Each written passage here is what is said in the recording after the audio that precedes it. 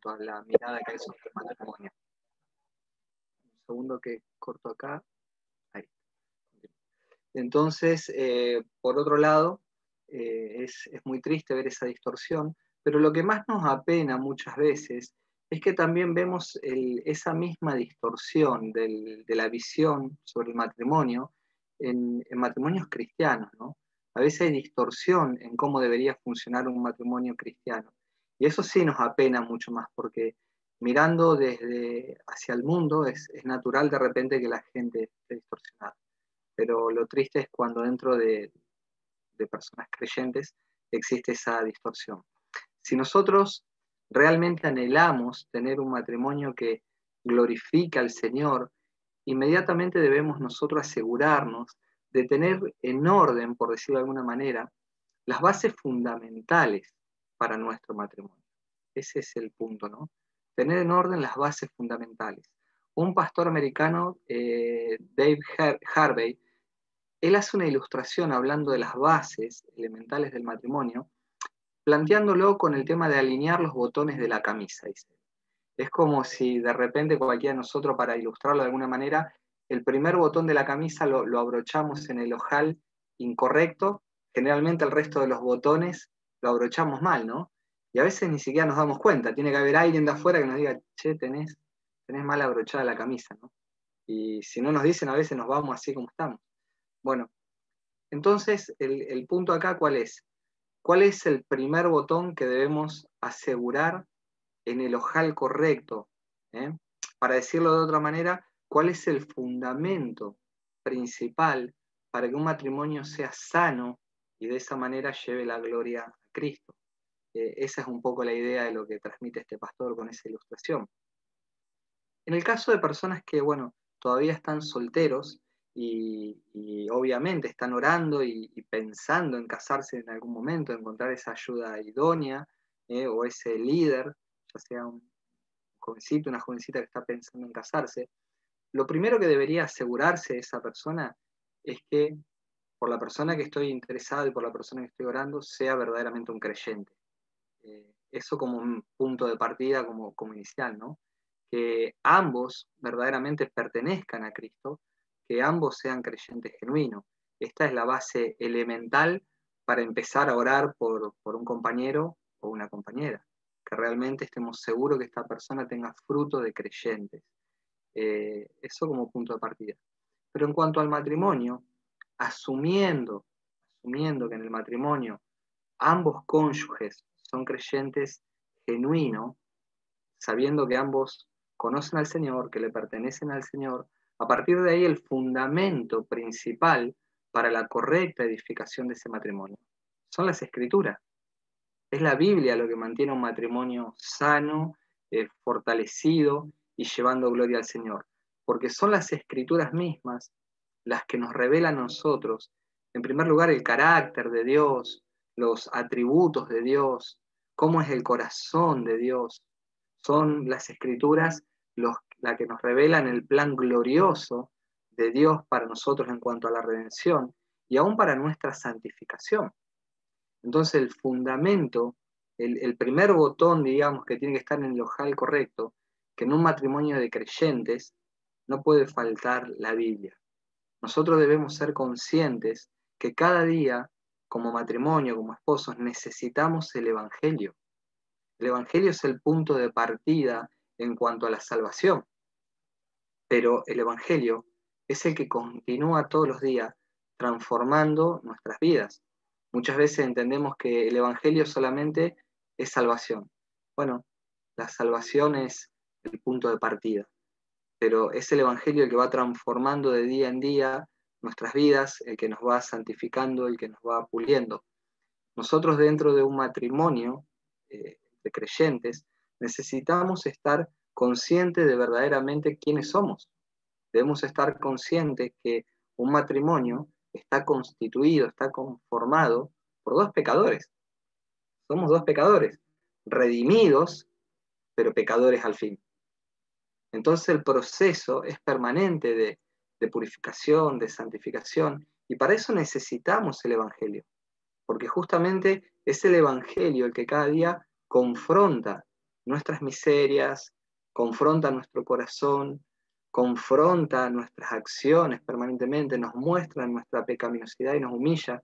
Y es el Evangelio al que al mismo tiempo nos muestra esa gracia de Dios trabajando con estos dos pecadores, ¿no? Entonces, es fundamental el Evangelio en la vida de un matrimonio, es fundamental la Biblia en medio del matrimonio. Entonces, cuando nosotros pensamos por un minuto en el libro de Génesis, nosotros podemos ver cómo en los dos primeros capítulos de Génesis vemos a Dios creando los cielos, la tierra y todo lo que en ella hay. Pero en esos dos capítulos de Génesis también vemos cómo Dios está creando al hombre, cómo está creando a la mujer, para que ambos vivan en comunión con Dios, dependiendo de Él, y que puedan vivir para su gloria. Este es el propósito por el cual Dios crea el matrimonio, para que haya una dependencia, para que haya una comunión con Él, para que este matrimonio viva para su gloria. ¿Cuál es el problema? Que a partir de Génesis 3, nosotros sabemos bien que viene el texto de la caída, que entró el pecado al mundo y que con la muerte quebraron esa relación extraordinaria que ellos tenían con Dios. Y de ahí en adelante, todo lo que viene por delante está todo arruinado y está todo manchado por el pecado. Ese es el gran problema. Y esta es la causa, justamente, Génesis 3, una vez que todo fue arruinado, que todo fue contaminado por el pecado, aparte de las consecuencias que ya sabemos que trae de la muerte espiritual y demás, se ven los resultados en el diario andar en este mundo, porque eso es lo que nos muestra este mundo. Vemos que hay matrimonios que están destruidos, desgastados, matrimonios que están contaminados, vemos que abundan los matrimonios las agresiones verbales, los malos tratos, vemos los desprecios, vemos matrimonios con indiferencia, que a lo mejor hasta pueden estar juntos viviendo bajo el mismo techo, pero que sus corazones están separados igual. Hay una indiferencia absoluta. Vemos los adulterios, vemos los hechos de violencia, no solamente verbal, sino físico, dentro de los matrimonios. Entonces, ciertamente, el efecto del pecado en el mundo, los daños colaterales que ha dejado, aparte de la muerte espiritual, son tremendos. Este mundo está manchado por el pecado y los matrimonios no han quedado ajenos a esa mancha. Pero justamente por eso el fundamento del matrimonio es el Evangelio, porque el Evangelio es el corazón de la Biblia. El Evangelio nos trae la gran noticia de que Cristo fue justamente aquel que murió por nosotros para reconciliarnos con Dios, aquel que nos proveyó la solución final contra el pecado, es decir, aquel que nos liberó del pecado. Y que hoy, bueno, somos pecadores redimidos, que estamos luchando, que estamos batallando, y que por la gracia del Señor cada día vamos madurando, progresando, santificando nuestras vidas. Entonces, como punto de partida, ahí vemos que uno de los fundamentos elementales en un matrimonio entre creyentes, el primer ojal que tiene que estar con el botón correcto es justamente la Biblia, porque la Biblia nos muestra todo esto, la Biblia nos enseña todo esto. Entonces, como creyente que somos, teniendo nosotros a Cristo, habiendo sido nosotros sellados por el Espíritu Santo, teniendo nosotros como un recurso de gracia la palabra del Señor y teniendo nosotros como un recurso de gracia el privilegio de venir delante de la presencia del Señor, presentándonos en oración en cualquier momento, en cualquier lugar, en cualquier horario, teniendo estos privilegios, un matrimonio ahora con todas esas herramientas de gracia puede vivir para la gloria de Dios, en contraposición a lo que el pecado ha dañado, ha manchado, ha destruido. Un matrimonio que cuenta con esto, que tiene a Cristo, que tiene a su Espíritu, que tiene su palabra, que tiene el privilegio de la oración, que tiene como un recurso de gracia una iglesia que lo rodea y que también aconseja y ayuda a personas maduras alrededor nuestro, hermanos que nos ayudan en el diario andar. Bueno, teniendo eso, un matrimonio hoy puede vivir para la gloria del Señor. Y acá entra este segundo punto, ¿no? Que el objetivo central de nuestro matrimonio debe ser vivir para la gloria de Dios. El primer punto, la base para vivir, se encuentra justamente en las Escrituras. Ahora, teniendo todos estos recursos, la meta de un matrimonio creyente es vivir para la gloria de Dios. Y vamos a ver un poquito de eso entonces ahora. Cuando nuestro matrimonio está centrado sobre verdades bíblicas, veremos sin lugar a duda el resultado extraordinario que eso produce. Porque mientras nosotros tenemos nuestras propias verdades, sabemos que estamos llenos de puntos ciegos, que nuestras verdades son todas generalmente verdades relativas, pero cuando nuestro matrimonio empieza a fundamentarse no en las verdades propias, sino en las verdades bíblicas, sin lugar a duda nosotros vamos a ver resultados extraordinarios. Nosotros debemos partir de la premisa que el matrimonio es la primera institución creada por Dios. Esa es la premisa por la cual nosotros debemos partir. El matrimonio es la primera institución no creada por el hombre, sino creada por Dios. De acuerdo a Génesis, en el capítulo 2, versículo 24, dice que por tanto el hombre dejará a su padre y a su madre y se unirá a su mujer y serán una sola carne. Y noten qué interesante esto, ¿no? Esos tres verbos que pone el autor de Génesis en el versículo 24. Porque dice que el hombre dejará, que se unirá y que será. Noten esos tres verbos. Dejar, unir y ser. Es decir que Dios diseñó el matrimonio y le da mandato al hombre para que al unirse a su mujer conformen una nueva familia. Es extraordinario. Esta es la primera institución creada en el corazón de Dios. Dios tiene sobre el matrimonio, por decirlo de alguna manera, al pensar en Génesis y en este versículo, al pensarlo de alguna manera, Dios tiene sobre el matrimonio los derechos de diseño, yo diría. Él tiene los diseños, los derechos de diseño, tiene propósitos sobre el matrimonio y tiene metas para con los matrimonios. Es como si nosotros dijéramos que la institución del matrimonio es la marca registrada de Dios, ¿no? Él lo diseñó. Vieron que las grandes marcas, las grandes firmas, cuando hacen un producto bueno, crean un producto bueno, inmediatamente lo registran. Por ejemplo, vemos que Coca-Cola es una marca registrada. Si usted quiere poner el nombre de Coca-Cola a una bebida nueva, no se lo puede colocar. Bueno, este es el punto. El matrimonio es una institución creada por Dios, donde Dios tiene los derechos de autor, donde es su marca registrada. Y este es uno de los problemas que a veces los matrimonios cristianos tienen, que nos cuesta horrores entender esto, de que el matrimonio es creado por Dios y es diseño de Dios, que es la marca registrada de Dios. Como que nosotros a veces queremos imponer nuestra propia marca registrada, como que nosotros a veces queremos ser los protagonistas, por decirlo de alguna manera, de nuestra propia historia, como nosotros que queremos diseñarla a nuestra propia historia dentro del matrimonio como más nos gusta. Queremos hacer nuestros planes, nuestros proyectos, y justamente ahí es donde muchas veces incurrimos en estos errores de desechar lo que la Escritura nos dice. Bueno, el problema con querer hacer nuestra propia marca registrada, querer hacer nuestros propios planes, es que justamente nuestra capacidad de diseño, volvamos a recordar, está manchada por la naturaleza pecaminosa. Si bien nosotros ya fuimos redimidos por el Señor, y gloria a Dios por eso, gloria a Dios por su gracia, por su misericordia para con nosotros habernos redimido, no podemos olvidar que hay una naturaleza interna que está luchando permanentemente dentro nuestro.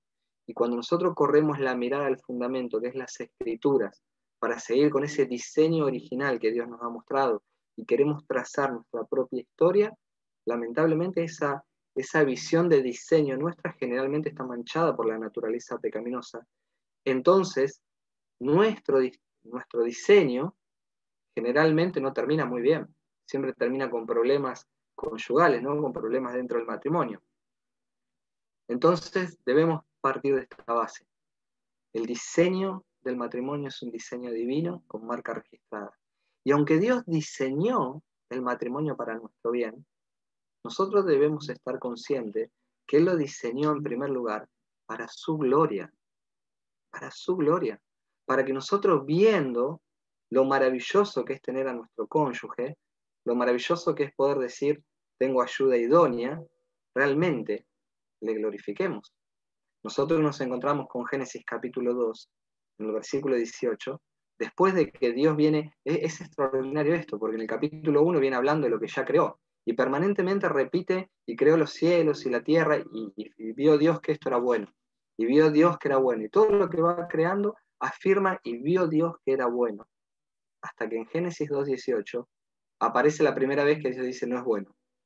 No es bueno que el hombre esté solo. Le haré ayuda idónea.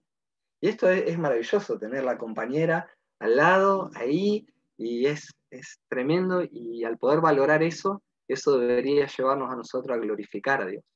Entonces, si bien Dios diseñó el matrimonio para el disfrute del hombre sabiendo de que no era bueno que el hombre esté solo, este diseño debe llevarnos a nosotros a vivir ahora también para su gloria.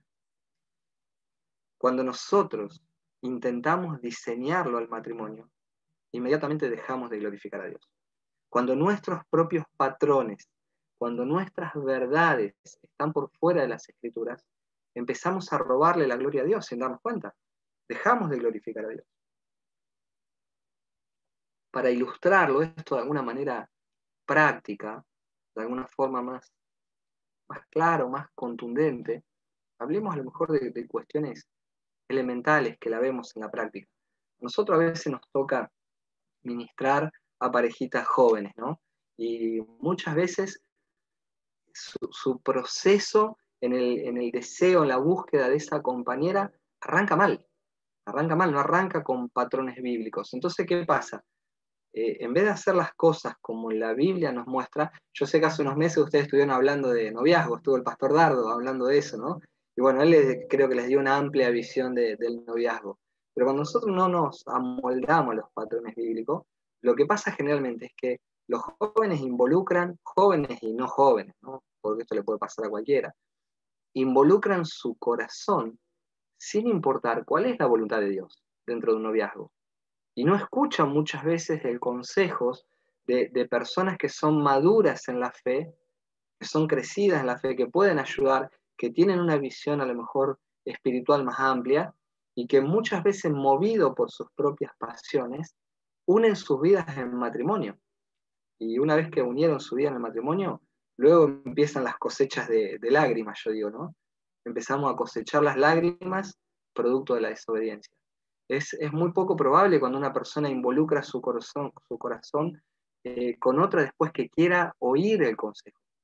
Por eso es importante primero buscar la voluntad de Dios, no involucrar a la ligera el corazón, porque después es muy difícil volver de ahí. Y en esas pasiones muchas veces, bueno, se toman decisiones apresuradas, unen su vida en matrimonio y después el tiempo trae la cosecha de lágrimas.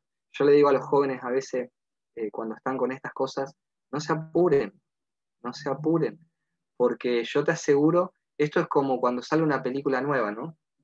Vieron que generalmente cuando sale una película nueva, antes que ya la película esté en sala, se hace lo que se llama la van premier, donde se invitan a algunas personas que vengan a verla por anticipado, algunas personas especiales. Yo digo que cuando te equivocás con la persona que elegiste para el matrimonio, vas a ver el avant premier del infierno. Es un adelanto del infierno convivir con una persona que realmente no era la persona que Dios había preparado para tu vida. Empieza un sufrimiento, un tormento, entonces hay que escuchar, porque esas acciones le quitan o intentan no darle la gloria a Dios. Nosotros vemos matrimonios a veces de años, donde alguna de las partes de repente abandona su rol bíblico, falta de masculinidad bíblica en el hombre o falta de feminidad bíblica. Bueno, al abandonar esos roles que le corresponde a cada uno, de repente estamos dejando de darle la gloria al Señor. Nosotros vemos a veces matrimonios que colocan por encima las ambiciones personales, por encima de Dios. Y no hay nada malo en desarrollarse, en crecer, en tener ambiciones sanas. El problema es que hay ambiciones personales que a veces están por encima de Dios y sin evaluar lo que Dios piensa en los diferentes asuntos de la vida. Podríamos seguir citando un sinfín de ejemplos. Ese proceder dentro de un matrimonio empieza a intentar de quitarle la gloria a Dios. Cuando nosotros empezamos a desviar de las Escrituras, es una forma de no darle la gloria al Señor. Y lo cierto es que el corazón de todas las personas está permanentemente o tratando constantemente de independizarse de Dios. Y es esta sensación de querer, que está en la naturaleza de todos, de independizarse de Dios, esto impacta en una forma directa en nuestra relación con Dios y en nuestra relación con el cónyuge. Cuando yo o mi esposa, cualquiera de las partes, intentamos de repente independizarnos de Dios, no poner atención a su palabra, a sus mandamientos, a cómo se debe construir un matrimonio todos los días. Bueno, esto va a impactar en forma directa en cuanto a mi relación con Dios y por naturaleza va a afectar a mi relación con el cónyuge, ¿no? Y digo con el cónyuge porque es el prójimo más cercano que tenemos, pero obviamente que al no obedecer a Dios impacta por todas partes. Entonces, debemos considerar estas cosas. Yo sé que ustedes en este tiempo estuvieron mirando la carta a los Efesios, ¿eh? Y entrando un poquito en eso, nosotros podemos notar que en los primeros 3 capítulos de la carta a los Efesios, esa carta está llena de indicativos, ¿no? Está llena de indicativos, es decir, que el apóstol Pablo nos muestra permanentemente, nos indica permanentemente lo que Cristo hizo por nosotros. Los primeros 3 capítulos son de una profundidad teológica extraordinaria que yo creo que nos inflama el corazón de pasión por Cristo, por lo que Él hizo por nosotros. Apunta a eso, ¿no? A indicarnos todo lo que el Señor hizo por nosotros. Pero en los últimos 3 capítulos, arrancando el capítulo 4 en adelante, comienzan los imperativos, comienzan los mandatos, lo que podríamos decir, lo que ahora se espera del creyente. En los primeros capítulos vemos lo que Cristo hizo por el creyente. Ahora vemos lo que se espera que el creyente haga. Y yo les invito, mis hermanos, si tienen ahí sus Biblias a manos, que miremos por un minuto Efesios capítulo 4. Noten algo. El primer versículo, ¿cómo comienza? Yo leo de la versión de la Nueva Biblia de las Américas, que tiene 60, es muy parecido igual. Y dice capítulo 4, versículo 1, yo pues, prisionero del Señor, les ruego que ustedes vivan de una manera digna de la vocación con que han sido llamados. Notemos eso, ¿no? Como Pablo comienza el capítulo 4 alentando a la iglesia, exhortando a la iglesia.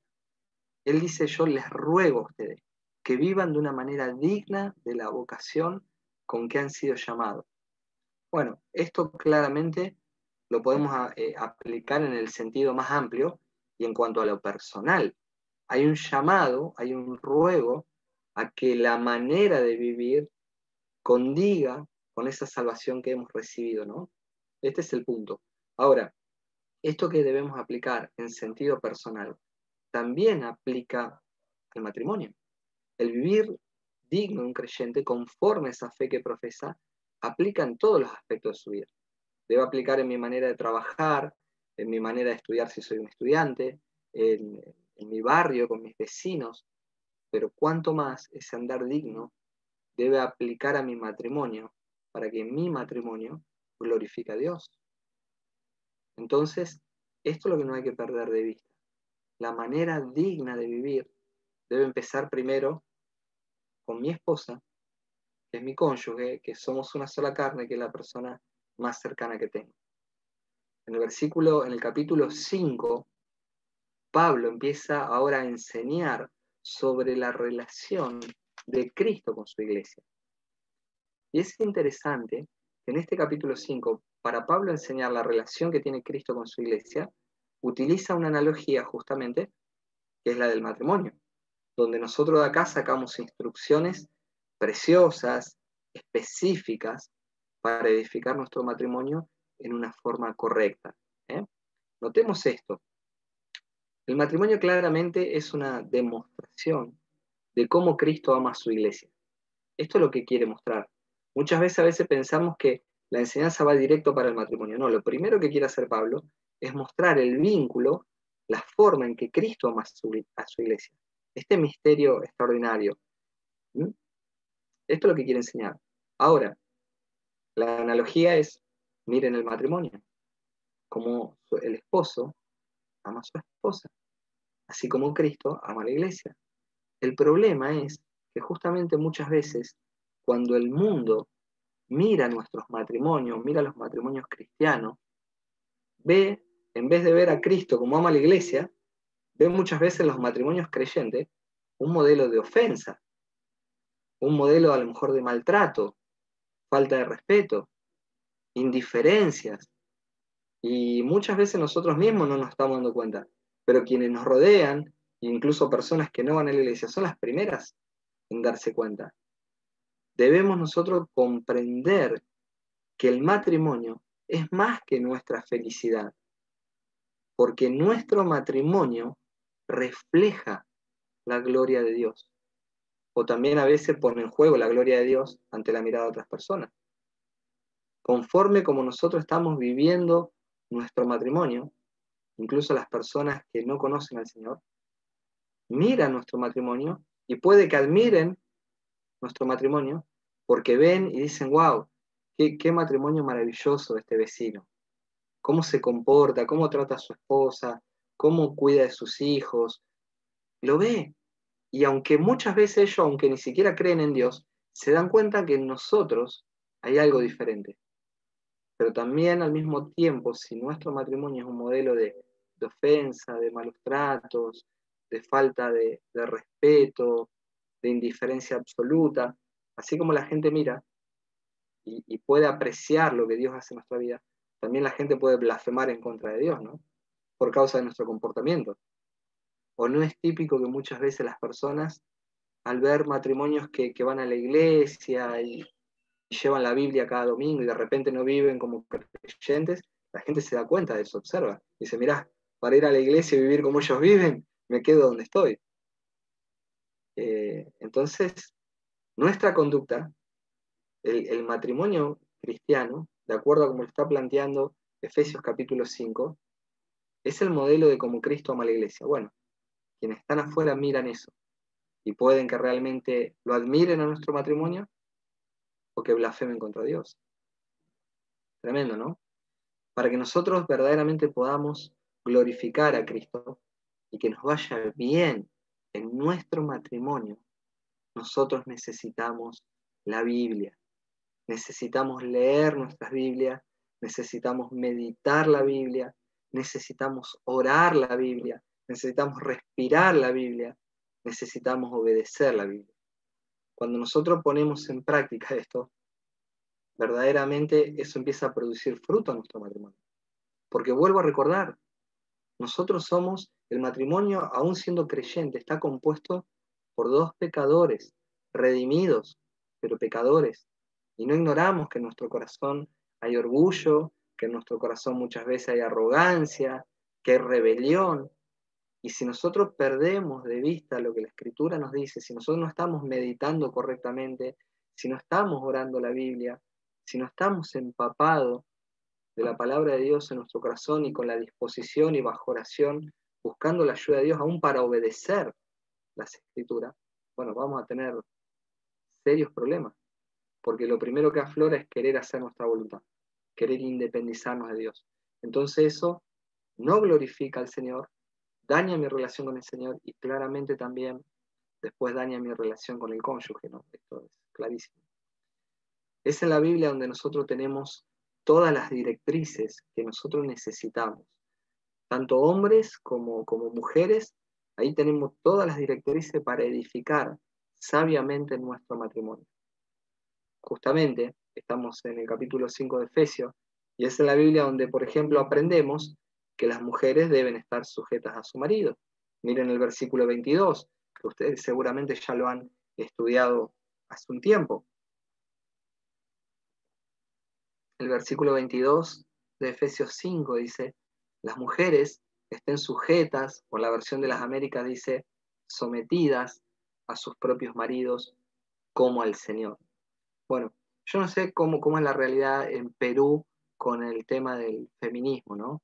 Acá en la Argentina es muy fuerte. Si alguien llegara a leer de la versión de la Nueva Biblia de las Américas la palabra sometida, para el mundo es trágica esta palabra, que pensar que una mujer esté sometida es terrible, porque no entienden el concepto de sujeción o de sometimiento. No tiene nada que ver con lo que ellos plantean. No se habla de que estén aplastadas, humilladas, sino se habla de una sujeción voluntaria. Notemos esto, dice, las mujeres estén sujetas a sus propios maridos, dice, como el Señor. La analogía era entre el amor de Cristo por su iglesia, y ese amor de Cristo por su iglesia hace que su iglesia, por gratitud también, se sujete a Cristo. Del mismo modo, ese vínculo dentro del matrimonio. Entonces, para que nos vaya bien, necesitamos la Biblia para entender nuestros roles. Y es ahí donde las mujeres aprenden qué es la verdadera sujeción. Es ahí donde los maridos aprenden cómo deben amar a sus mujeres, imitando el ejemplo de Cristo. Porque en el versículo 25, la exhortación al marido es clara. Dice, marido, amen a sus mujeres, así como Cristo amó a la iglesia y se dio él mismo por ella. Notemos esto, ¿no?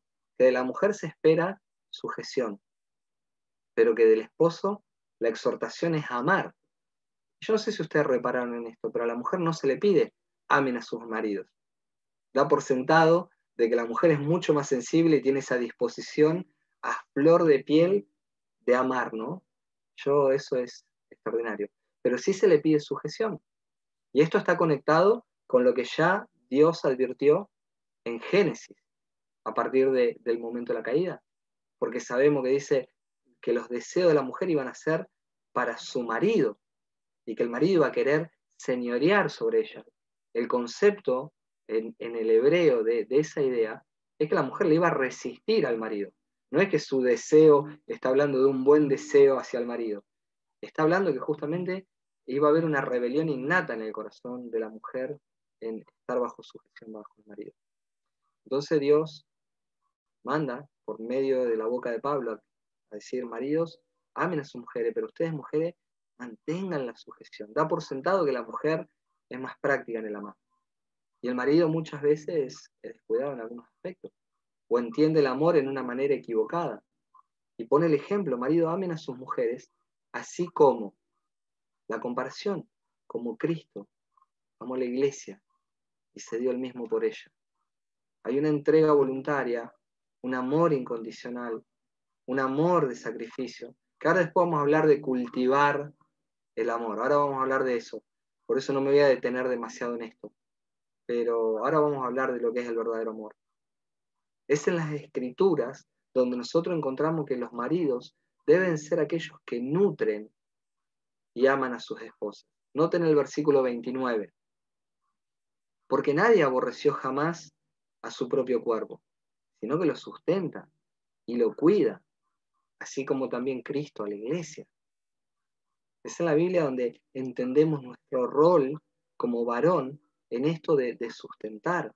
Ahí es donde nosotros aprendemos que debemos cuidar de nuestra esposa, nutrirlas, alimentarlas, en las cuestiones naturales, en las cuestiones emocionales y también en las cuestiones espirituales, por encima de todas las cosas. Nuestro rol como varón, amante de nuestras esposas, es amarlas de una forma correcta, entregándonos por ellas, cuidarlas, protegerlas, sustentarlas. Y hay básicamente tres aspectos en el cual el hombre tiene que ejercer su sacerdocio. El hombre es proveedor de lo espiritual, de lo emocional y de lo físico. Son tres cosas que debemos ejercitarnos los hombres en crecer en esto. Y a veces somos medio toscos, no nos damos cuenta que hay una cierta tosquedad en nuestros roles. Y por eso se nos manda a hacer eso, ¿no? Por eso la exhortación es, amen y hagan esto, sustenten y cuiden. Y ustedes, mujeres, bueno, sujétense, que es lo que le cuesta a ustedes. Claramente cuando Dios diseñó el matrimonio desde la eternidad, ya tenía en la mente la relación de Cristo con su iglesia. Por eso vamos a ver al final del capítulo 5 que Pablo habla de un misterio. Habla de un misterio, ¿no? Vamos por un minuto a Efesios ahí, al 5, mírelo cómo termina el 5:33. Dice, en todo caso, cada uno de ustedes ame también a sus mujeres, así como a sí mismo, y que la mujer respete a su marido. Pero miren el 32, dice, grande es este misterio, pero hablo con referencia a Cristo y a la iglesia. Hay un misterio ahí. ¿Y cuál es el misterio? Ese misterio en el Antiguo Testamento de la revelación de la iglesia, muchos no lo habían entendido, no lo habían visto. Pero cuando Dios está ya diseñando también su iglesia, ya Dios tiene el ejemplo de ese vínculo que existe entre Cristo y la iglesia y su manera de amar, y tiene diseñado el matrimonio. Desde antes de la eternidad ya estaba todo diseñado. Esto es maravilloso, ¿no? Bueno, el matrimonio es algo maravilloso, porque Dios lo diseñó para mostrarnos su gloria. Entonces, ahora nosotros, con la cruz por delante, con el Evangelio por delante nuestro, con la palabra de Dios como el fundamento, ahora debemos ser sabios en cultivar el amor dentro del matrimonio para que eso glorifique a Cristo. Porque recuerden esto, el punto principal del matrimonio no es simplemente hacernos felices a nosotros, sino que glorifiquemos a Dios con nuestro matrimonio. Y para eso el mandato al varón era amén, amén. Entonces el punto es, para ahora salir un poco de estas cuestiones más teológicas y teóricas y entrar en cuestiones más prácticas, pensemos, en primer lugar, ¿cuál es la definición del amor que se nos está demandando? Porque claramente el mundo no tiene una definición genuina de lo que es el amor. O para decirlo de alguna otra manera, el mundo no tiene claro la definición del amor. El mundo confunde el amor con pasión, lo confunde con afecto, lo confunde con sentimientos románticos. Yo a veces cuando hablamos con las parejitas muy, muy jóvenes, o que están ahí queriendo y les cuesta escuchar, digo, bueno, cuidado con los sentimientos. Uno le pregunta, ¿y por qué estás seguro que esta persona es para vos? No, porque siento algo, siento mariposas en la panza, no sé si escucharon esa frase alguna vez. Bueno, las mariposas en la panza de hoy, mañana pueden ser una gastritis también, puede ser una úlcera en el día de mañana. Porque los sentimientos, las emociones, esa romántica, en el tiempo terminan desapareciendo. Lo que persiste es el amor verdadero. El mundo confunde la definición del amor con cariño, con mezcla de cualidades. A veces ve cosas, cualidades que puede tener una persona y dice, uy, ¿esta es la persona indicada? No, no necesariamente. Pero casi siempre para el mundo, el amor lleva implícito el concepto de recibir algo a cambio. Para el mundo el amor no se trata de dar, se trata de recibir. Esto es tremendo. Y la Biblia a nosotros nos revela otra clase de amor. Nos revela una clase de amor que el mundo no puede conocer. No lo puede conocer básicamente porque no conoce al Señor. Esa es la premisa elemental. La Biblia nos muestra a nosotros una clase de amor que ellos no comprenden. Y esa clase de amor que la Biblia nos demanda de nosotros ofrece en el vínculo del matrimonio un ambiente maravilloso. Y atención con esto, porque digo, es un ambiente maravilloso, pero no perfecto. Cuidado con esto, no perdamos de vista, somos dos pecadores. Y como pecadores que somos, tenemos nuestras mochilas con nuestros propios rollos. No sé si a lo mejor usan la expresión en Perú, si me entienden, cuando digo nuestros propios rollos, digo nuestras propias historias, nuestras mañas, venimos con nuestras cosas, con nuestra cultura del pasado, porque mi esposa fue formada en una determinada familia, con determinados conceptos, y yo otro, y hacemos las cosas en formas diferentes. Entonces, bueno, traemos nuestros propios rollos. Entonces, el verdadero amor, el amor bíblico, nos da a nosotros un ambiente maravilloso, pero nunca perfecto. Pero es una aventura extraordinaria. Ver las diferencias que tenemos y en medio de la diferencia que existe entre nosotros, que podamos congeniar, es algo extraordinario. Yo siempre destaco cuando me preguntan de nuestro matrimonio lo diferente que somos. Yo creo que si hay dos personas en las que el Señor se ha glorificado y que son totalmente diferentes, bueno, nosotros somos la ilustración en carne y hueso. No tenemos nada en común de decir sacando el Señor y la fe y estas cuestiones, ¿no? Pero en lo natural me refiero. Yo duermo muy pocas horas de noche, con muy poquito me recupero, tengo mucha energía. Y ella de noche duerme muy bien. Ella puede podemos dinamitarla a ella y no se entera. Y sin embargo, ella no duerme siesta en todo el día, yo necesito 20 minutos de siesta siempre. Yo podría terminar de comer y lavar los platos después de la siesta, y ella imposible, termina y no puede ver los platos ahí. Y así, pero en lo que quieran que hablemos, somos diferentes. Nada de parecido tenemos. Podemos citar miles de ejemplos. Y esto es lo extraordinario, que ver en dos personas diferentes cómo Dios se glorifica, y que no somos perfectos, pero que tenemos un ambiente maravilloso en nuestro matrimonio, y que nos podemos amar. Entonces, el amor del cual el Nuevo Testamento nos muestra es el amor que ustedes saben claramente, se lo designa como el amor ágape. Es un amor incondicional, un amor irrevocable, un amor que es abnegado, un amor que está conectado con el sacrificio. Ese es el amor de las Escrituras, y en el primer lugar que tenemos para ejercitarlo es en el matrimonio. Y es interesante porque este amor ágape es el amor con el cual Dios decidió amarnos a nosotros primero, amarnos de esta manera. Y aunque antes nosotros no supiéramos nada de Él y no le correspondiéramos, Él decidió voluntariamente amarnos de esta forma.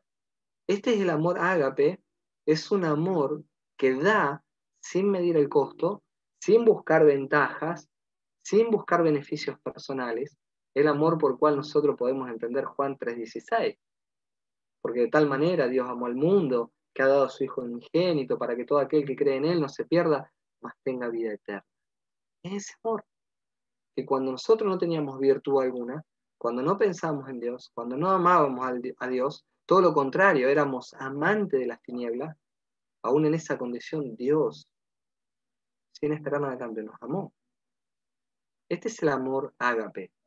El amor ágape es un deseo profundo, consciente, voluntario, de buscar el bien por la persona amada, por el objeto amado.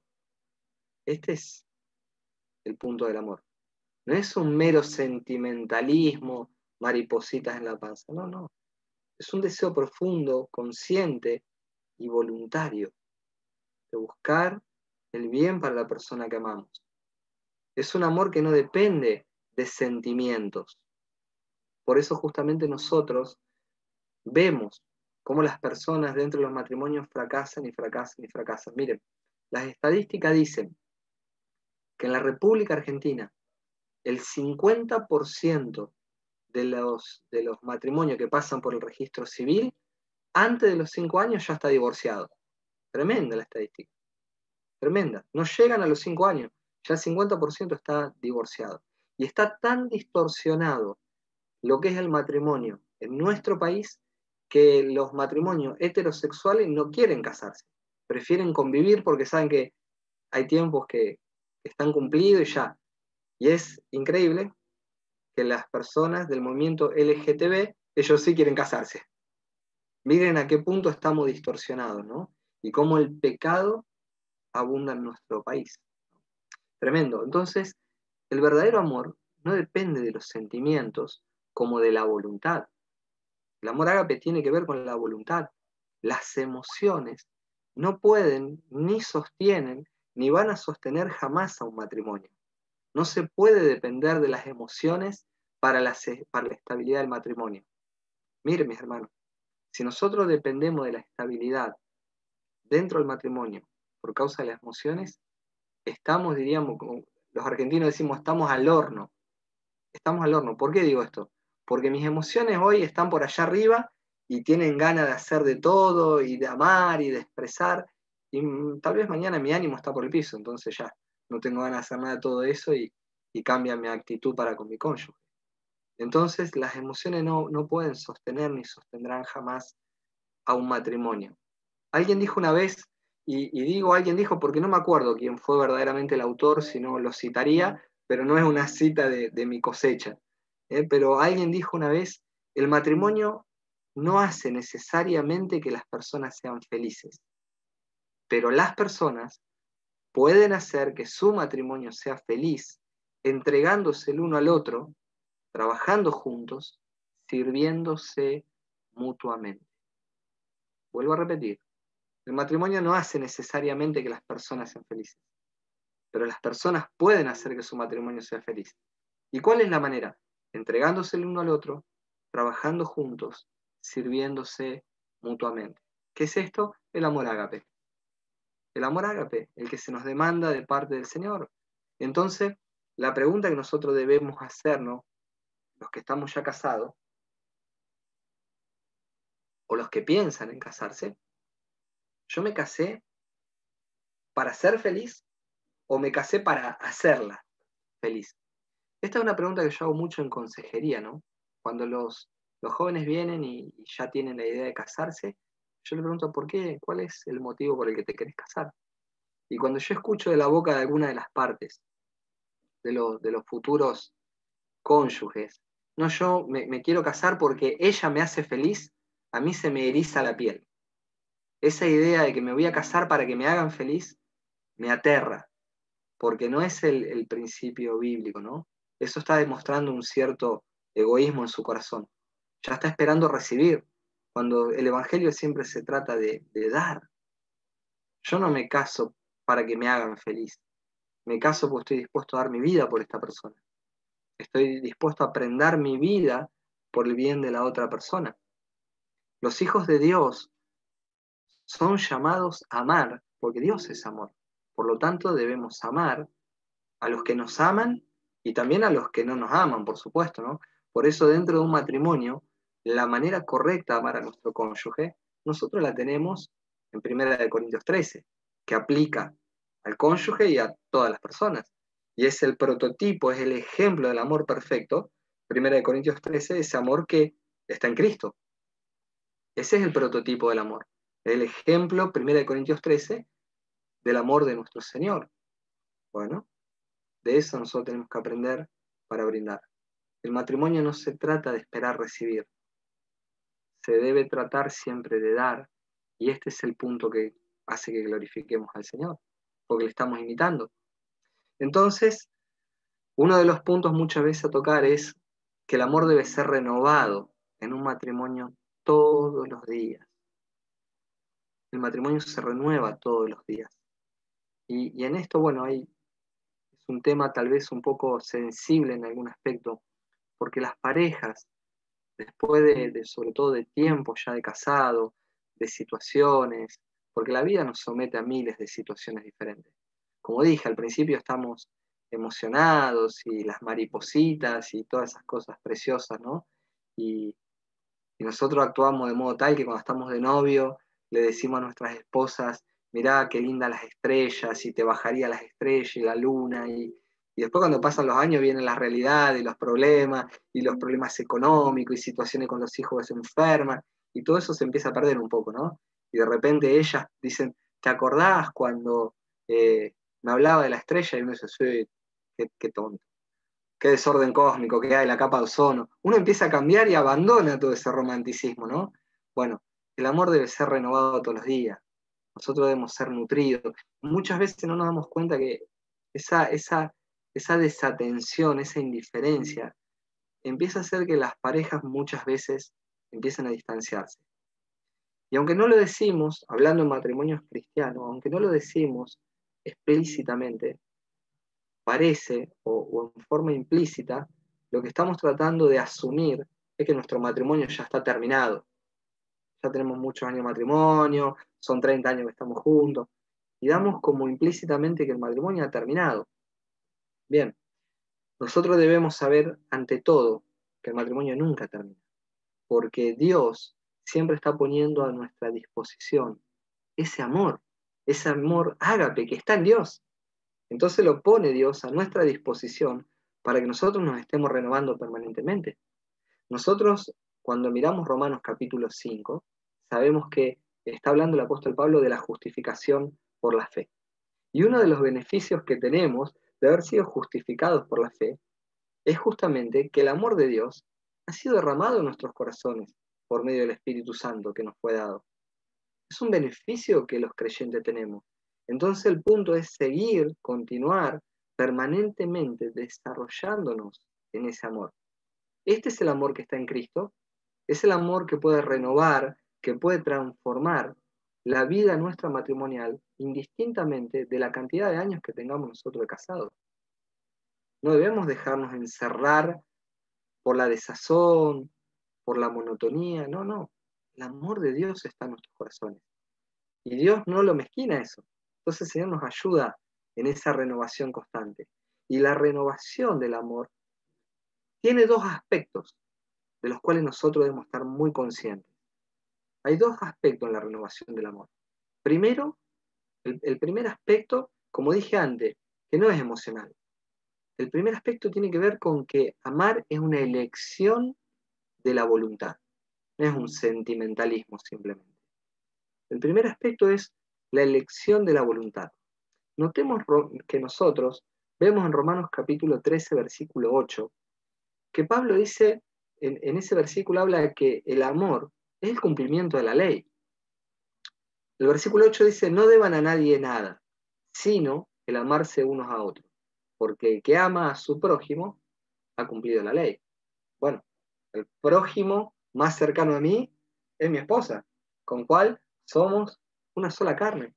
Entonces, la exhortación es, no le deban a nadie nada, o sea, ustedes tienen que pagar todas las cuentas que ustedes tienen pendientes. No dejen ninguna deuda por ahí. La única deuda que ustedes no deben saldar nunca, siempre tienen que estar aumentando, siempre tienen que estar ahí, es el amor. No deban a nadie nada. Y pone una conjunción adversativa, sino el amarse. Lo que está diciendo el amor nunca queda cancelado. Siempre hay que invertir, invertir, invertir. Siempre tenemos que estar corriendo por más. La renovación del amor es en la mente, donde la voluntad ejerce justamente una elección, hace la decisión uno en su mente de amar, sin importar qué es lo que ama y nunca lo deja amar.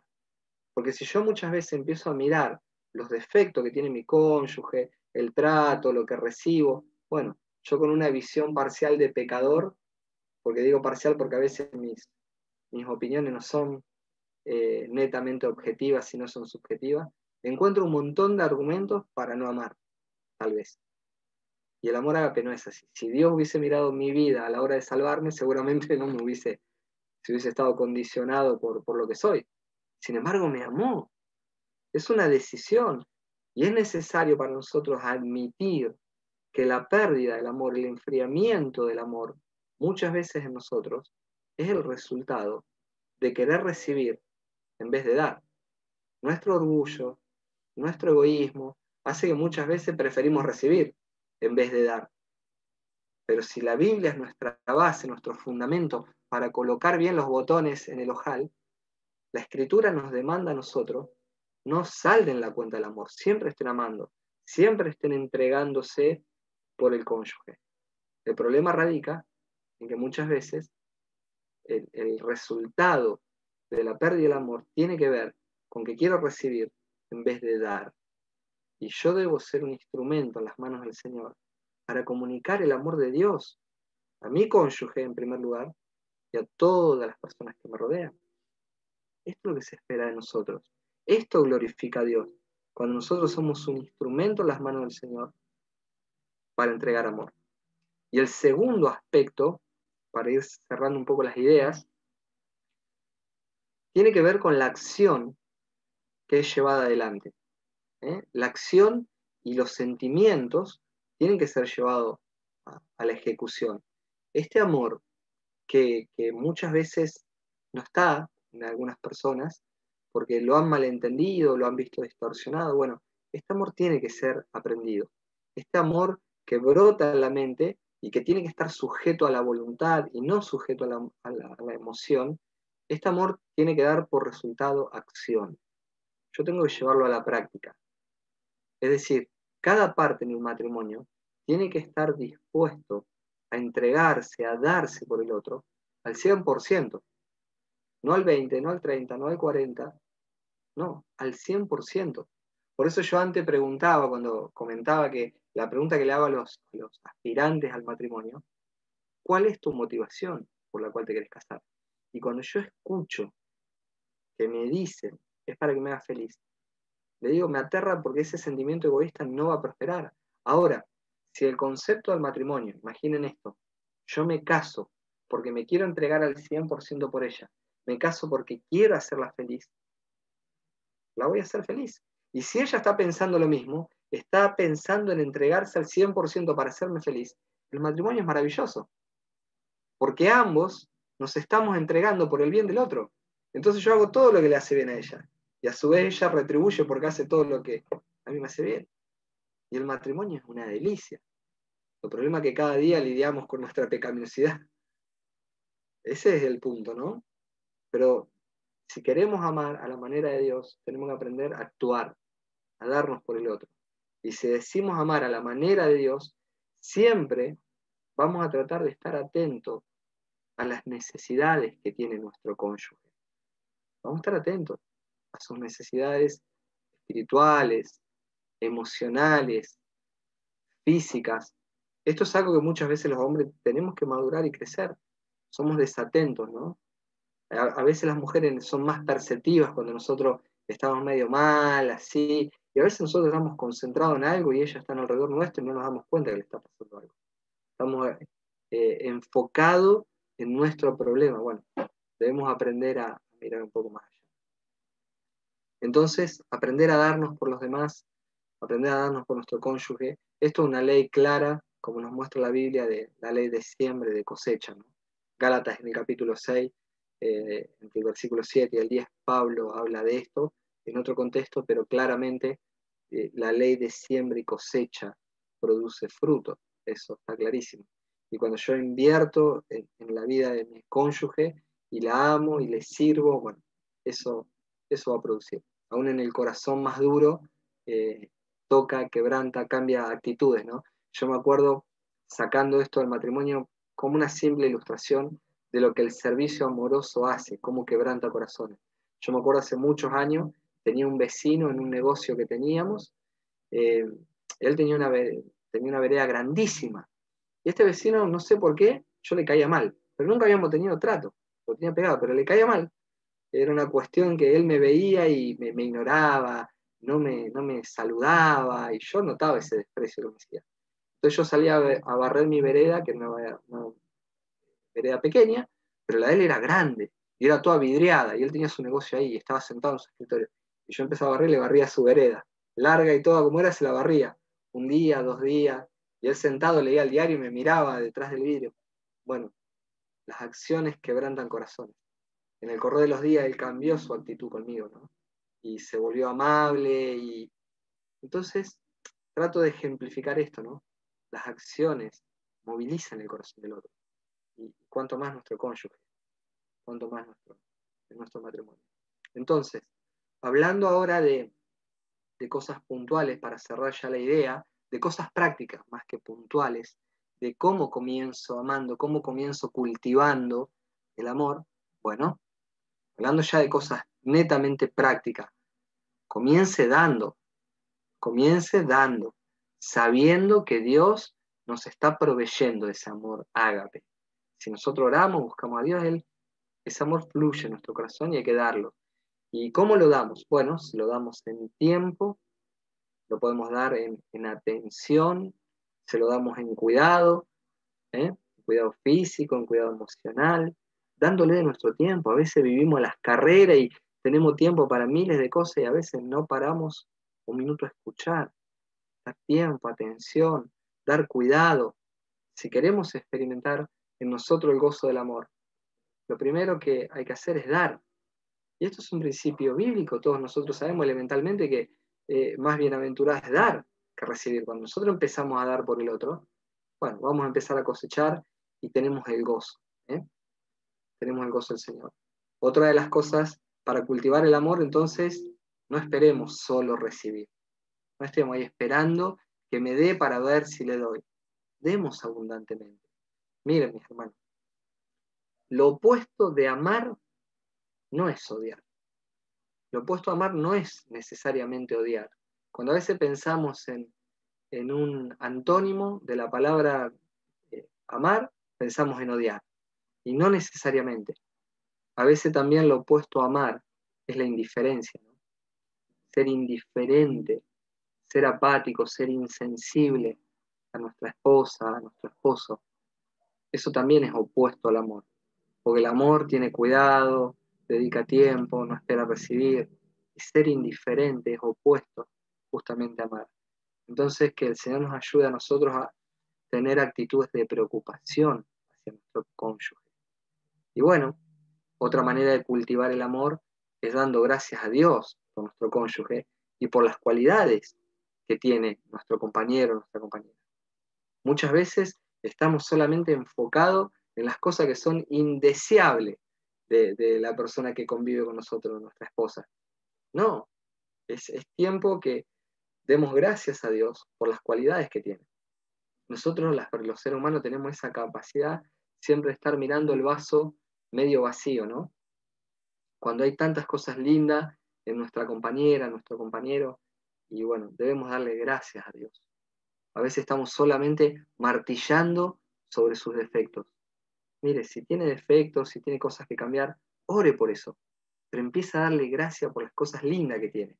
Y va a ver cómo Dios trabaja en nuestro corazón para que nosotros cambiemos nuestra actitud hacia Él o hacia ella. No dejemos afuera el contacto físico cuando cultivamos el amor en el matrimonio. Entiéndase que cuando hablo de no dejar afuera el contacto físico, no estoy hablando de la intimidad.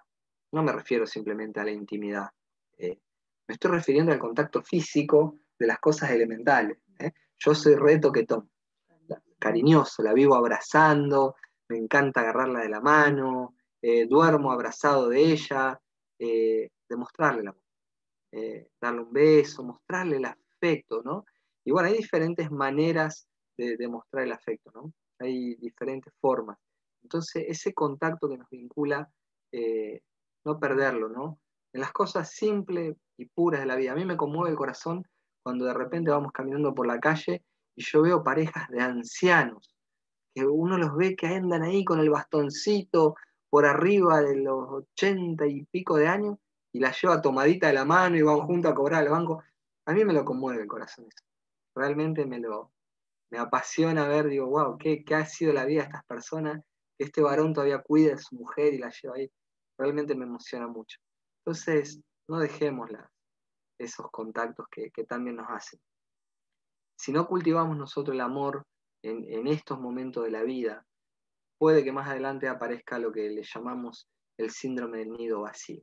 ¿No? Es muy triste para nosotros cuando a veces ministramos personas grandes que han tenido hijos y los hijos ya de repente después se casan y se van.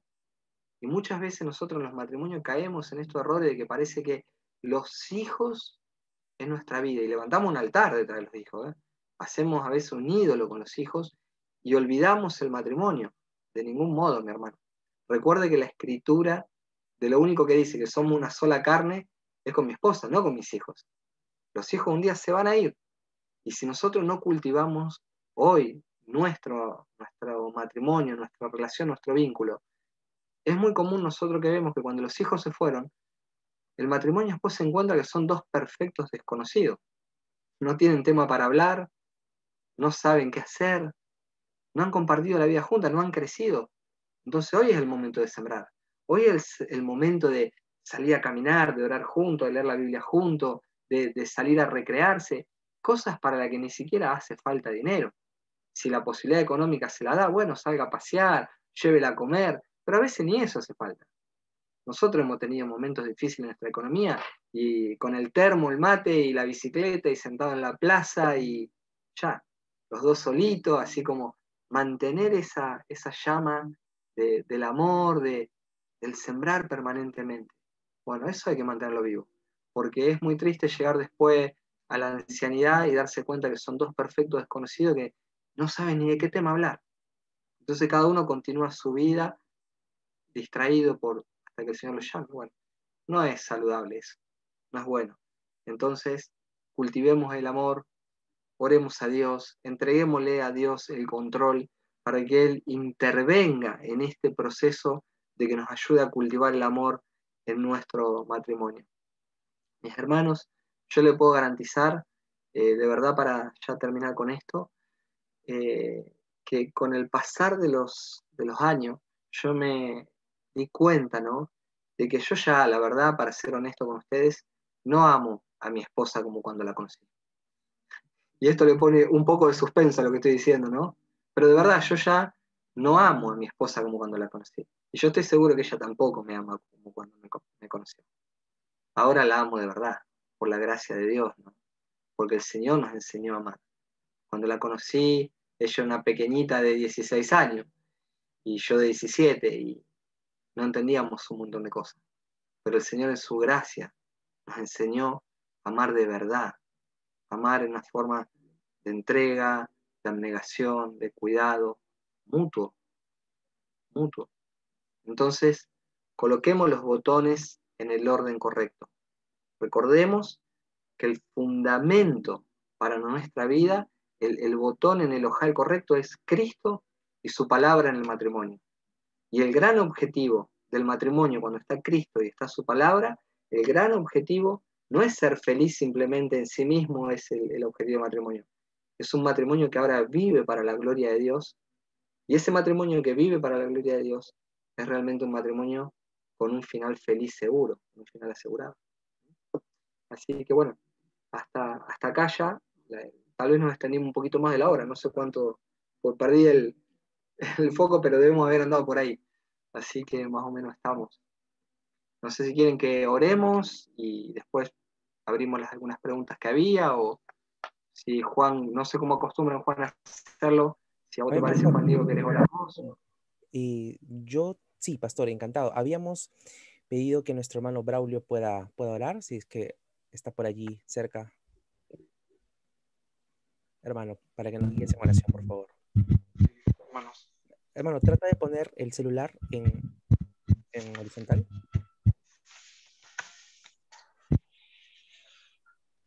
Ay, Dios mío, se me apagó. Voy a darle de su laptop. Sí.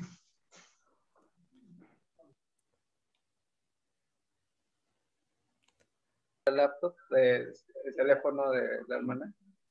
Adelante, hermanito. Así que acompáñenme a orar.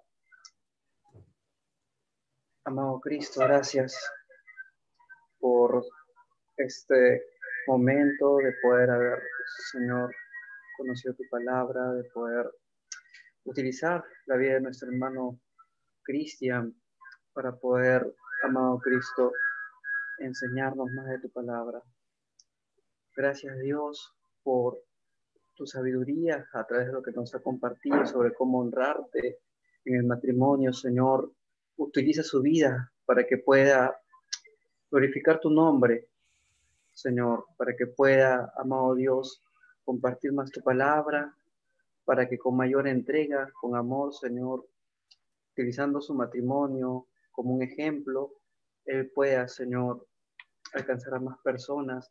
Y así como nos ha ministrado nosotros el día de hoy, como nos ha enseñado con amor, paciencia, entrega, Señor, y humildad, pueda seguir, Señor, de esa manera poder llevar tu palabra a más personas, capacitar a más jóvenes para el matrimonio y ayudar a hermanos que están casados a poder glorificarte a ti, Señor, con ese matrimonio. Padre, gracias por su vida, Señor, y que todo lo que se ha podido compartir el día de hoy pueda estar en nuestros corazones y podamos aplicarlo, también enseñarlo, Señor. Gracias, amado Cristo. Amén. Amén. Gracias, querido hermano. Gracias, pastor.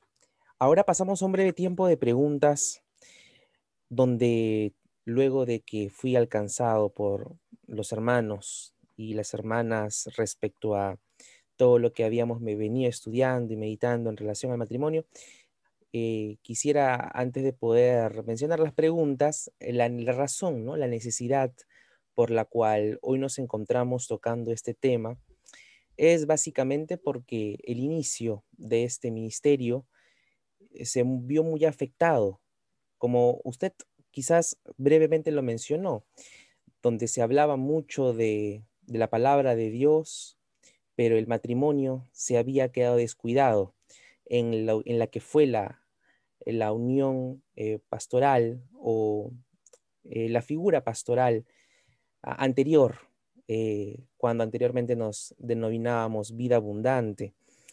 Se vio muy afectada esta imagen del matrimonio y la palabra nos dice honroso sea el matrimonio. Y por lo tanto es para nosotros un gozo poder estar siendo capacitados en este tema, porque los jóvenes que estamos, los solteros que estamos, deseamos poder ver en el matrimonio lo que Dios diseñó desde un principio. Y yo creo que, pastor, la explicación ha sido muy clara, muy directa, muy edificante y a la vez bastante práctica. Así que tan solamente ir mencionando algunas preguntas respecto a algunos casos específicos que se pueden dar dentro de la iglesia. Esta pregunta, por ejemplo,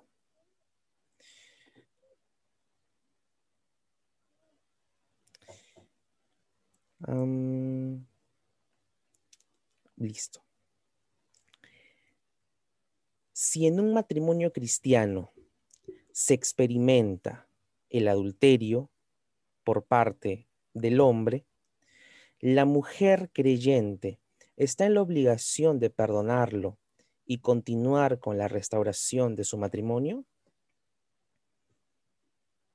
Sería la Bueno, primera pregunta, pastor. sí, una pregunta fuerte. Bíblicamente, nosotros sabemos que el deber de perdonarlo, sí. El deber de perdonarlo, sí. Eh, Obviamente, claramente, para que pueda perdonarlo también tiene que haber por parte del ofensor, tiene que haber un arrepentimiento y un pedido de perdón, ¿no? Claramente. Pero si no, si la persona igual no está arrepentida, es saludable que en forma unilateral perdone. La Escritura nos manda a nosotros a perdonar claramente porque nosotros sabemos que en cuanto a la salvación fuimos perdonados en forma directa y unilateral por Dios, pero también después la Escritura nos condiciona que si no perdonamos no somos perdonados. ¿En qué aspecto? Que eso afecta nuestra relación con Dios. La falta de perdón afecta nuestra relación con Dios, no por cuestiones de salvación, porque es segura, pero sí ese malestar en nuestro corazón hace que nuestra relación no fluya. Ahora, ¿tiene que continuar? Ese es el otro tema. Sería lo ideal si realmente puede sanar y puede perdonar de un modo tal que pueda renovar la confianza y continuar. Y hay muchas cosas, ¿no? Por eso también todos los casos tienen puntuales, hay que analizarlos. Pero no necesariamente me parece de acuerdo a Mateo 19 y Mateo 5 que esté en obligación de continuar. Puede perdonar y no continuar casada. Ahí hay un salvoconducto en Mateo 5 y en Mateo 19 que le da la opción de que perdonar sí debe perdonar, claramente porque se nos manda eso, pero no necesariamente tiene que seguir casada. El adulterio puede ser una causal de divorcio, que el Señor lo deja como un salvoconducto. Eh, Ahora, si existe la posibilidad, porque creemos y confiamos que con la ayuda del Señor se puede una persona sanar, restaurar, y ahí entran en juego muchas cosas, ¿no? Si realmente el ofensor está realmente arrepentido y muestra fruto, y no solamente arrepentimiento, sino que muestra un espíritu de restituir y la persona va sanando, bueno, sería glorioso ver la mano de Dios en eso, sanando un matrimonio y continuando y perdonando, pero la alternativa también está porque el Señor dejó ese salvoconducto, que no es una obligación que continúe casada si no puede renovar esa confianza, ¿no? Pero perdonarlo sí, tenemos que perdonarlo, debe perdonar. Excelente, pastor. Muchas gracias. No, Siguiente pregunta. Voy a mencionar, pastor, de las que habíamos preparado. Voy a seleccionar tan solamente 5 preguntas, básicamente por el tiempo. Vamos una ya. Y la segunda dice así. ¿Qué ocurre si en un matrimonio se generan diferencias doctrinales tan grandes que el matrimonio desean congregar separados en distintas denominaciones? Por ejemplo, una pareja que comenzó asistiendo a una iglesia carismática, pero de un momento a otro el pastor o el hombre decide ir a una iglesia de sana doctrina y se genera esa diferencia. El hombre deseando ir a la iglesia de sana doctrina, mientras la mujer quedarse en la iglesia inicial carismática. Bueno, ahí aplica nuevamente si la escritura, ¿no? Si el fundamento nuestro es la escritura, yo creo que la mujer debería sujetarse en ese caso, ¿no?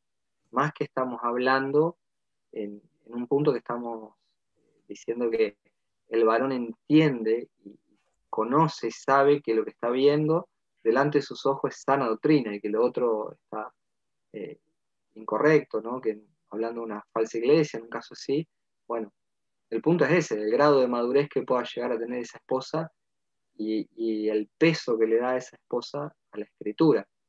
Porque si reconocemos que la escritura es la autoridad, en principio debería procurar sujetarse y acompañar a su esposo, ¿no? A un lugar sano, porque entiende que el esposo está velando por la salud espiritual también de ella y debería acompañarlo, debería ir con él.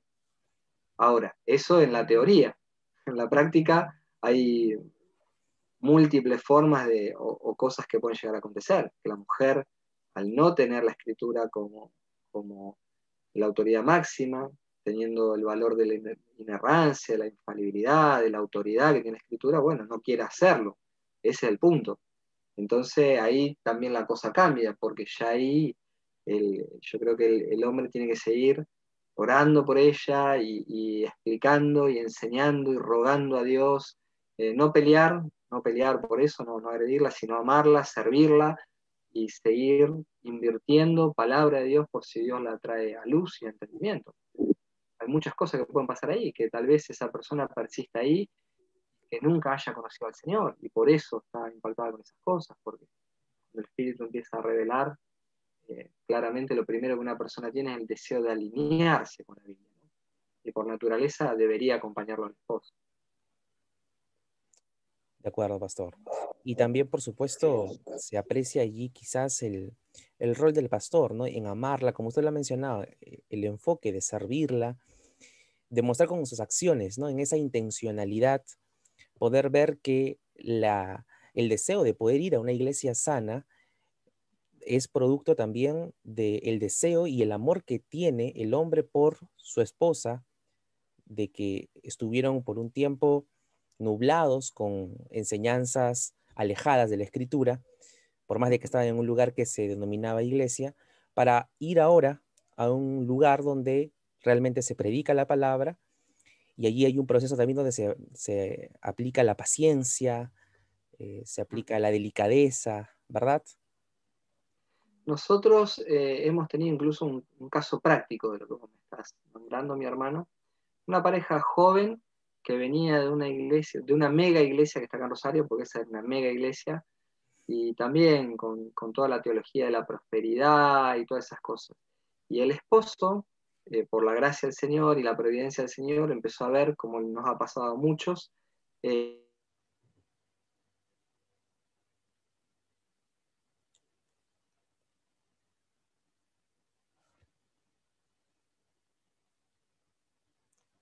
y su esposa al principio no quería saber nada, no había manera, no lo entendía, y bueno, se la trató con mucha paciencia, con mucho amor, él empezó viniendo solo de principio, y bueno, invirtiendo. Después un día vino ella, y claro, ella venía con todos los ruidos de una iglesia carismática, ¿no? Con el declare, con el atar, el desatar, la música fuerte, se encontró con otra realidad que nosotros decimos es como cuando uno tiene un motor en marcha y de repente lo para, activismo a full, porque estaban súper activos, hacían de todo todos los días de la semana, y acá se encontró con otra cosa y le parecía hasta una locura, le parecía hasta una locura. Bueno, se siguió invirtiendo tiempo en ella, trabajando con él mostrando paciencia, amor, sembrando sin obligarla, y ya otra vez nos visitó, y unos hermanos se le acercaron y empezó a ver la diferencia en el Evangelio bíblico, el amor de los hermanos. Y hoy, por la gracia del Señor, están los dos juntos y bueno, ella súper bien en la iglesia, con los hermanos, en una comunión absoluta. Pero hubo un proceso de tiempo casi de un año, en esa paciencia que hubo. Por eso hay que ver cada caso y sí, yo creo que no hay que contender, ¿no? Hay que ser sabio.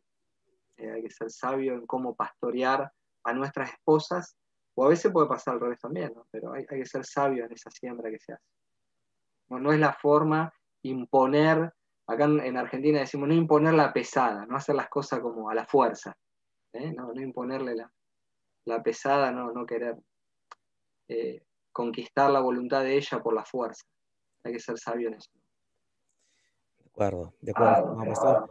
Yo quisiera hacerle quizás la pregunta ahora en el caso en el que se inviertan los papeles, el caso en el que la mujer empiece a desear sana doctrina y el esposo se quiera mantener en una iglesia carismática o de tantas denominaciones como la que usted ha mencionado, ¿no? De la teología de la prosperidad, etcétera. La mujer debe mantenerse sujeta a su esposo. ¿Cómo debería procederse allí? Si es que de repente conoce algún caso práctico que también nos podría ilustrar. Lo tenemos, sí, lo hemos tenido, que ha pasado al revés, y también con paciencia y con mansedumbre lo ha sabido ganar su tiempo para el Señor, ¿no? También nos ha pasado a la inversa. Bueno, ahí el punto es que hay que diferenciar si a veces está, en esos casos, si la iglesia en la que está es una iglesia que a lo mejor no tiene todas las doctrinas, a lo mejor de la gracia o las doctrinas reformadas completamente, pero hay iglesias que a veces son sanas y que todavía por ignorancia están con algunas prácticas en las cuales cuando van aprendiendo van cambiando. Entonces a veces dentro de esa iglesia no es tan grave porque el Evangelio está con algunas imperfecciones. Cuando el Evangelio está, uno dice, bueno, a veces acompañarle un tiempo más, seguirlo, tenerle paciencia. Ahora, si está realmente en una falsa iglesia, donde ya es una herejía, la iglesia universal, o no está el Evangelio, yo creo que ahí hay que orar mucho, la mujer, que el Señor le dé gracia para poder hablar con el esposo y que le respete su decisión de partir a un lugar donde está el Evangelio, ¿no? Donde está el Evangelio verdadero. Porque ya ahí estamos hablando que está, si no está el Evangelio es una secta, claramente, ¿no? Entonces hay que saber discernir eso. Si la iglesia en la que está todavía no está madura en algunos puntos, pero es una iglesia genuina donde el Evangelio está, o no, eso es determinante. Y bueno, a veces cuando el Evangelio está, conviene acompañarlo un poquito más, esperar, ser paciente, tratar de ir orando y llevándolo a alternar entre una iglesia y la otra, hasta que el Señor vaya haciendo esa obra en el corazón del esposo. Pero cuando yo entiendo que ya es una iglesia totalmente falsa, que la persona se da cuenta que es falsa, yo creo que es participar de un pecado, ¿no? Y ahí es donde llega el límite de si le tememos a los hombres o a Dios, ¿no? Yo creo que la sujeción de una mujer al hombre debe existir en tanto y en cuanto lo que se demande de parte del hombre ya no sea pecaminoso. Cuando ya hay situaciones que se demandan cuestiones de pecado, hay que abrir los ojos. Muchísimas gracias, pastor. Estos casos nos ilustran bastante, de verdad, porque Sí. particularmente no lo hemos vivido todavía, pero pueden llegar en cualquier momento. Y el estar preparados ante estas circunstancias, el saber cómo proceder es de enorme bendición. Ahora, pastor, quisiera que nos pueda comentar un poco más acerca de lo que mencionó durante su misma exposición. Usted dijo de que conoció a su esposa, señorita, a los 16 años. Y nos dijo de que en esa época todavía no sabía amar. De repente en esa época todavía no era cristiano, no era creyente, o ya lo era, o cómo fue que aprendió a amarla, obviamente, por supuesto, ¿no? Poniendo a Cristo y a su palabra como el fundamento, pero ¿cómo fue ese proceso? Algunas crisis tuvieron que vivir y obviamente ponerlo todo en oración para que el Señor sea guiándolo. Coméntenos un poco al respecto, estimado pastor. Bueno, nosotros nos conocimos fuera del Señor. Ella algo del Señor conocía porque en su familia el hermano era creyente, entonces algo conocía, había ido de muy pequeña a la escuela bíblica, pero después... Conocía de oído, pero de oído. No era nacida de nuevo. Ahí está, esa es la definición. Pero de oído nomás y no, ni siquiera después de participar, cuando yo ya la conocí no iba tampoco a la iglesia. Entonces nos conocimos fuera del Señor y vivimos como dos adolescentes del mundo. Después nos casamos y hace unos 21 años que estamos en el Señor, más o menos, aproximadamente. Y bueno, obviamente que conocimos al Señor y el Señor en su gran misericordia, cuando al primero que salvó en realidad fue a mí, de una forma muy particular que podríamos dejarlo porque llevaría mucho tiempo que les cuente el testimonio, pero realmente fue la providencia de Dios en una forma, bueno, como lo hace Él, extraordinaria, soberana, Cuestión que el Señor me salva, y en el proceso que me salvo yo instantáneamente me dijeron que la Biblia era la palabra de Dios, que está todo el consejo de Dios. Y yo, cuando entendí eso, me agarró un poco el terror de tener en mis manos el consejo de Dios. Digo, si este es el consejo de Dios y a través de esto se conoce a Dios, yo tengo que estudiar esto. Inmediatamente me convertí y quería ir a un seminario, y bueno, la iglesia como era muy nuevo no me dejaban, entonces los obligué casi categóricamente a que me enseñen en la iglesia. Y bueno, el pastor muy amablemente en ese momento, que no era una iglesia reformada, pero era gente sana, y intentó tratar de hacer unas clases bíblicas para enseñarme a mí, y el resto de la iglesia, como una iglesia pentecostal, mucho no le interesaba estudiar. Yo después me fui dando cuenta con el tiempo que era el único apasionado por estudiar, y el resto. Y bueno, después eso quedó en el camino, y al año, cuando yo cumplí el año de creyente, fui corriendo al seminario. Ahí en el seminario sí ya tenía esa pasión por la palabra, aunque no había descubierto las doctrinas de la gracia. Entonces la escritura, bueno, nos fue guiando, y en ese proceso, en el matrimonio nuestro, éramos sanos en cuanto a la fe, nunca compramos cosas raras en la iglesia, o sea, nunca, siempre supimos este tema de los profetas, de la teología de la prosperidad, de las lenguas, nada de eso entró en nosotros, ¿no? Porque teníamos clara la escritura. Pero había cosas que no estaban bien ordenadas en nuestro matrimonio. Esto de los roles, de del activismo, el activismo sí estaba muy en nosotros, entonces estábamos permanentes, bueno, y eso generaba ciertas crisis en el hogar también, ¿no?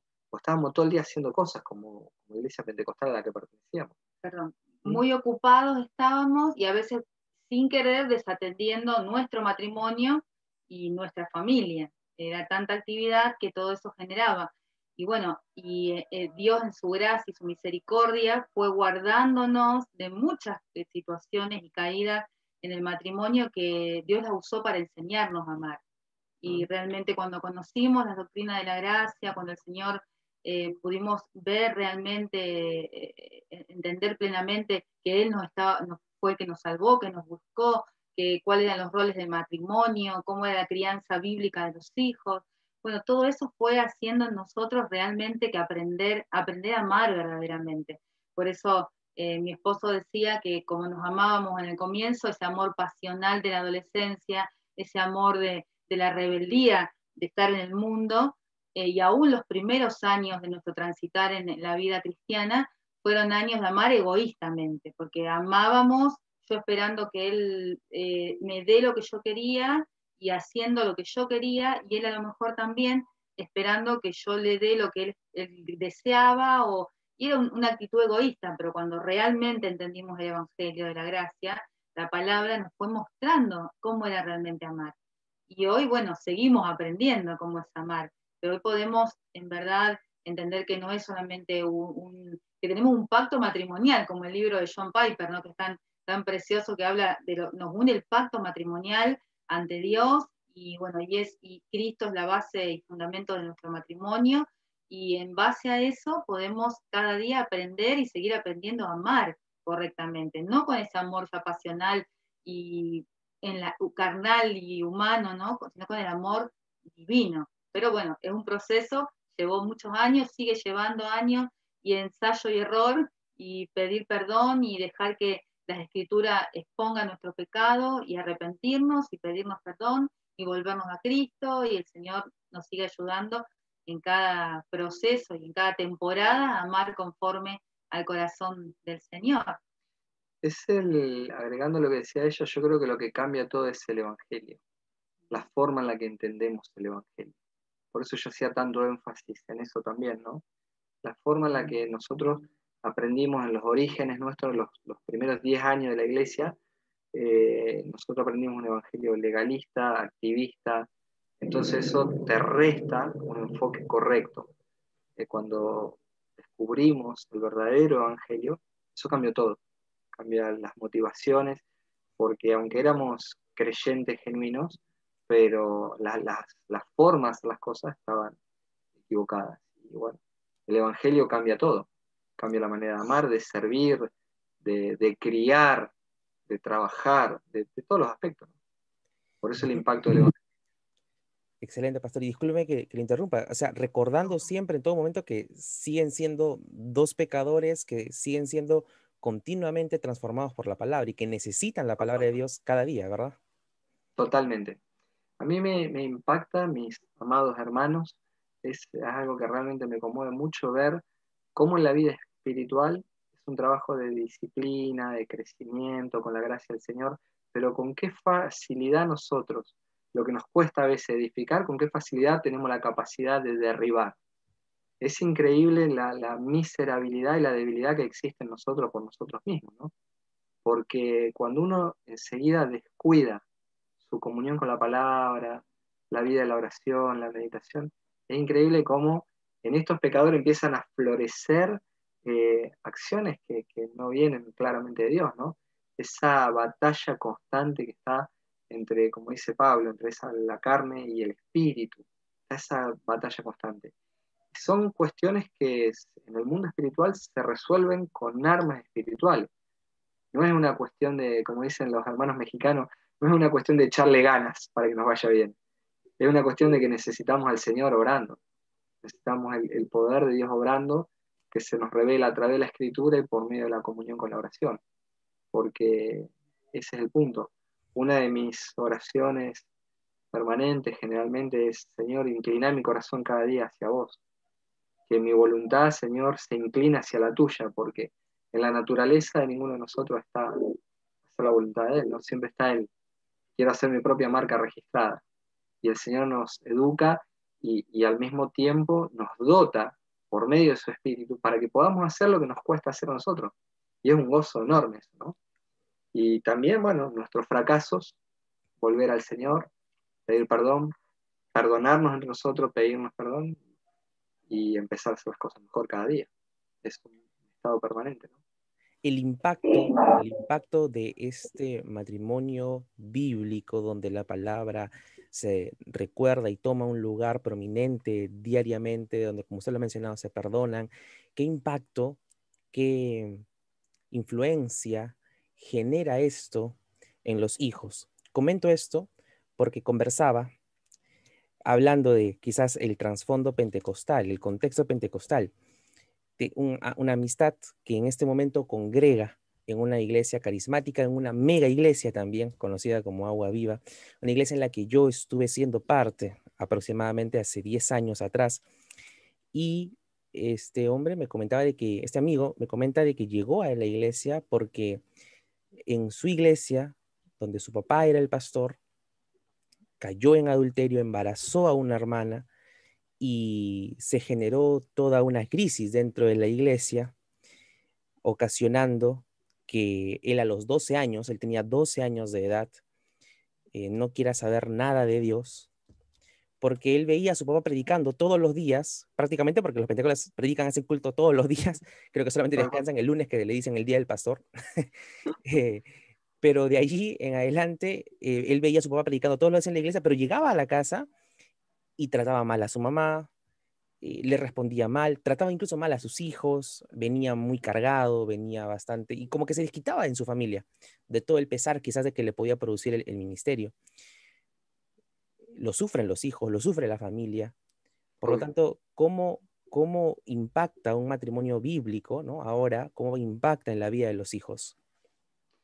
Bueno, es tremendo, ¿no? Justamente, esa especie de legalismo y de ritualismo, de activismo, todo eso, sin lugar a duda, impacta de una manera y el daño que hace en el matrimonio y en los hijos. Entonces, en la forma de crianza, porque aún uno mismo, sin hablar de pecados severos, pero si bien no hacemos diferencia de pecado, pero no yendo al caso de este pastor, por ejemplo, del tema del adulterio, pero en las cosas más mínimas, cuando el Evangelio no está entendido, nuestra manera de servirlos dentro del hogar es diferente. Y pasa esto, ¿no? De que se monta alrededor del hogar un manto de religiosidad. Ese es el punto. Y dentro de la religiosidad se hace una coraza de hipocresía, en definitiva. Y los hijos ven eso mientras están siendo formados. Y uno generalmente se enfoca más en la conducta externa de los hijos que en el corazón. Entonces, cuando uno entiende el Evangelio correctamente, bueno, hay un cambio absoluto. Hay un cambio absoluto y no es lo mismo, depende de las etapas en las que te agarra. Porque si un papá hoy está criando un hijo pequeño y hoy despertó al verdadero Evangelio, bueno, empieza rápidamente de muy pequeñito a ministrar el corazón de su niño. Pero a veces ya lo agarras con 8 años, con 10, con 12, como este compañero tuyo, y después de muchos años de legalismo, uno deja marcas y secuelas, y yo creo que cuando uno descubre la verdad, tiene que ser humilde y empezar a pedir perdón. Lo primero que uno tiene que hacer es aprender a pedir perdón y ser humilde y honesto y decir, mira, yo esto no lo supe hacer, porque no lo entendíamos correctamente con cómo funcionaba el Evangelio, lo que fuera, y cosas que hay que corregir y las corregíamos. Así es la forma de empezar otra vez a edificar las paredes, ¿no? A veces, cuando una pared está torcida, conviene tirar todo de vuelta, abrir bien los cimientos, poner a plomo la pared y levantar como corresponde, porque si no seguimos levantando torcido. Y en eso juega esto de ser humildes y saber reconocer y pedirle gracia al Señor. Yo creo que la mayoría por todos los pastores con los que uno tiene contacto y habla, ya que están casados y que tienen hijos, en un gran porcentaje, la mayoría no nacimos en iglesias reformadas. No hemos tenido el privilegio de despertar de muy jóvenes. Es más, de hecho, yo creo que en Latinoamérica ahora está llegando un despertar. Entonces hay mucho por hacer. Y a medida que vamos tratando con un hermano, bueno, esto es una crisis en el pastorado. Porque los pastores despiertan y dicen, wow, y todo lo que hice mal, bueno, hay un consuelo. Está la gracia del Señor para que ahora empecemos a hacer las cosas bien, para que podamos pedir perdón, para que sanemos, y que de acá en adelante no miremos conducta externa, sino nos enfoquemos en el corazón, ¿no? Está el libro este de Paul Tripp que dice Pastoreando el corazón del niño. Bueno, es Pastoreando el corazón de tu hijo. Ese libro es extraordinario, es brillante ese libro. Es un libro, creo que está por ahí, pero es un libro extraordinario y te enfoca en una manera correcta. Y uno, bueno, se agarra la cabeza, ¿no? De las cosas, de los errores que hemos cometido. Este es el libro. ¿Cómo pastorear a tus hijos, verdad? Sí, este es Cómo pastorear el corazón de tu hijo. ¿Cómo pastorear el corazón de tu hijo? Excelente, ya está anotado, pastor. Gracias. Es brillante, es brillante. Así que bueno, hay que revertir esas cosas y de ahora en adelante, sí, poner el foco netamente en el corazón. Nosotros somos los seres humanos especialistas en mirar conducta externa y hay un manto de hipocresía en eso. Gracias, pastor. Y finalmente, la última consulta es en relación a lo que dice 1 Corintios 7:14. Lo leo. Dice, porque el marido que no es creyente es santificado por medio de su mujer, y la mujer que no es creyente es santificada por medio de su marido creyente. De otra manera, sus hijos serían inmundos, pero ahora son santos. La pregunta es, ¿esto quiere decir que si mi cónyuge no es creyente, pero consciente de mi fe, ella es santificada por causa de mi fe? Bueno, buena pregunta. Es un texto un tanto extraño. Yo entiendo esto, ¿no? De esa porción. No se está refiriendo a que la persona sea salva, pero sí claramente es que donde hay un creyente en el hogar, hay oraciones, hay palabra, hay siembra, hay consejo sabio, y yo creo que el contexto que no solamente abarca al esposo, al cónyuge, ya sea el esposo o la esposa, sino también habla de que los hijos son santificados. Entonces no es que fueron justificados y declarados santos para salvación, sino que yo creo que gozan de una gracia especial del Señor a través de ese creyente, por todo lo que hay, por las oraciones, por un montón de cuestiones. Ahora, el resultado final es que tiene que tener un encuentro personal con el Señor Jesucristo para salvación. Eh, pero sí entiendo que hay una misericordia especial sobre esa familia por causa de ese creyente, porque hay palabra, porque hay oración, por todo lo que nombraba, ¿no? Y en esa misericordia que Dios tiene hacia su Hijo, bueno, favorece con gracia a todo un contexto también. Pero eso no significa salvación. El resultado final es que realmente tiene que experimentar el nuevo nacimiento.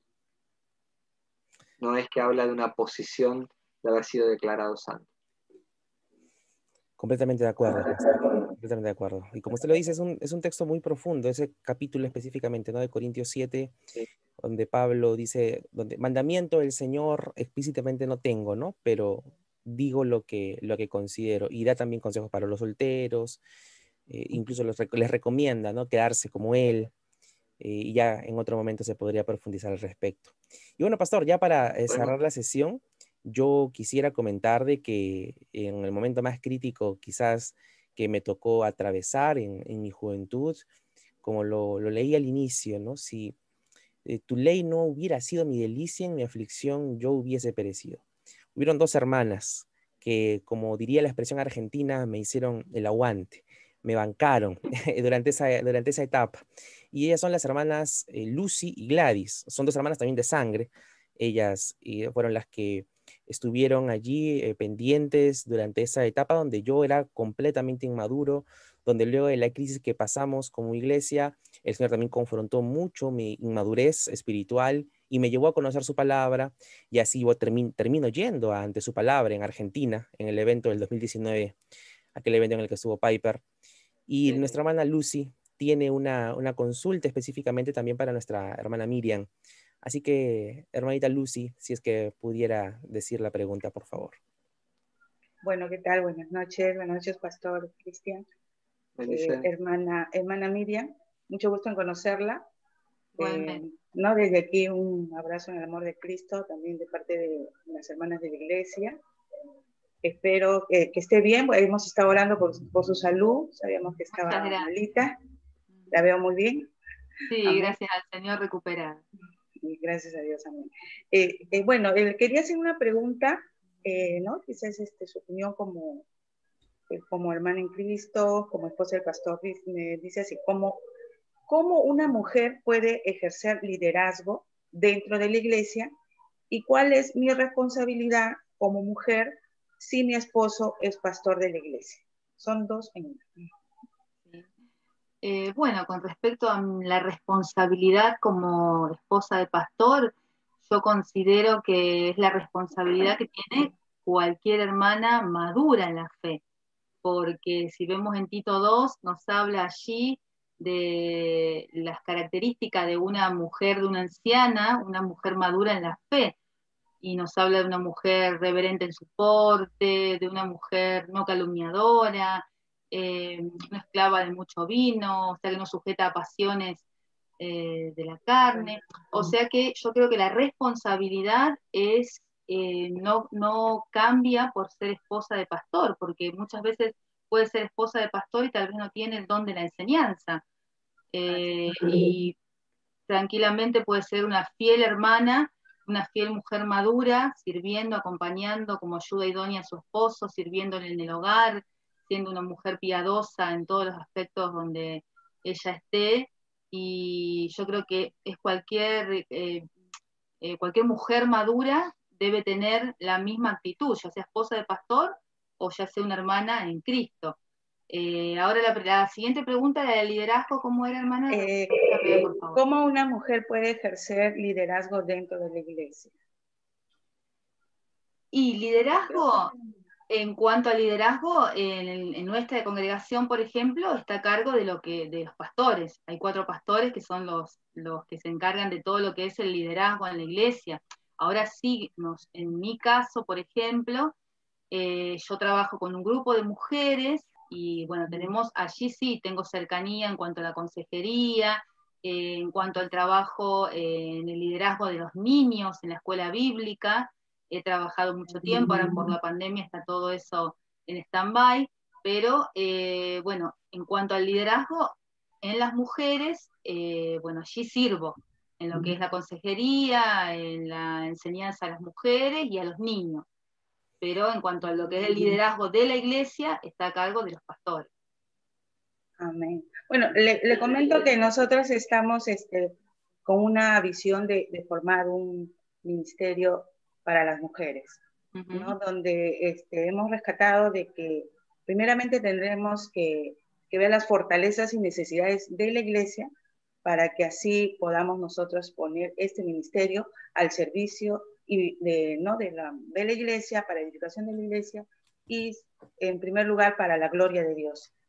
Y rescatar también que todo ministerio que podamos tener empieza en el hogar, ¿no? Como bien estamos tratando sobre el matrimonio, pues es una gran enseñanza que nos ha dado de parte del pastor Cristian. Y ahora que, ¿no? Su respuesta también que me ha dado muy edificante. Es la verdad, nosotros tenemos todas las respuestas en la palabra, en las escrituras, pero muchas veces nos falta de repente el ser realmente hacedoras de la palabra, ¿no? Es por eso que el Señor permite este tipo de capacitaciones, donde cada uno de nosotras, pues, y a la vez los varones también de la iglesia, los pastores, pues el Señor pone para que nos pueda servir como son los líderes que pone el Señor para poder nosotros captar todo y a través del Espíritu Santo ser guiadas, ¿no? Bien. Todo se lo debemos a la soberanía del Señor, su soberana voluntad. Bien, amén. Bien. Muchas gracias, hermana.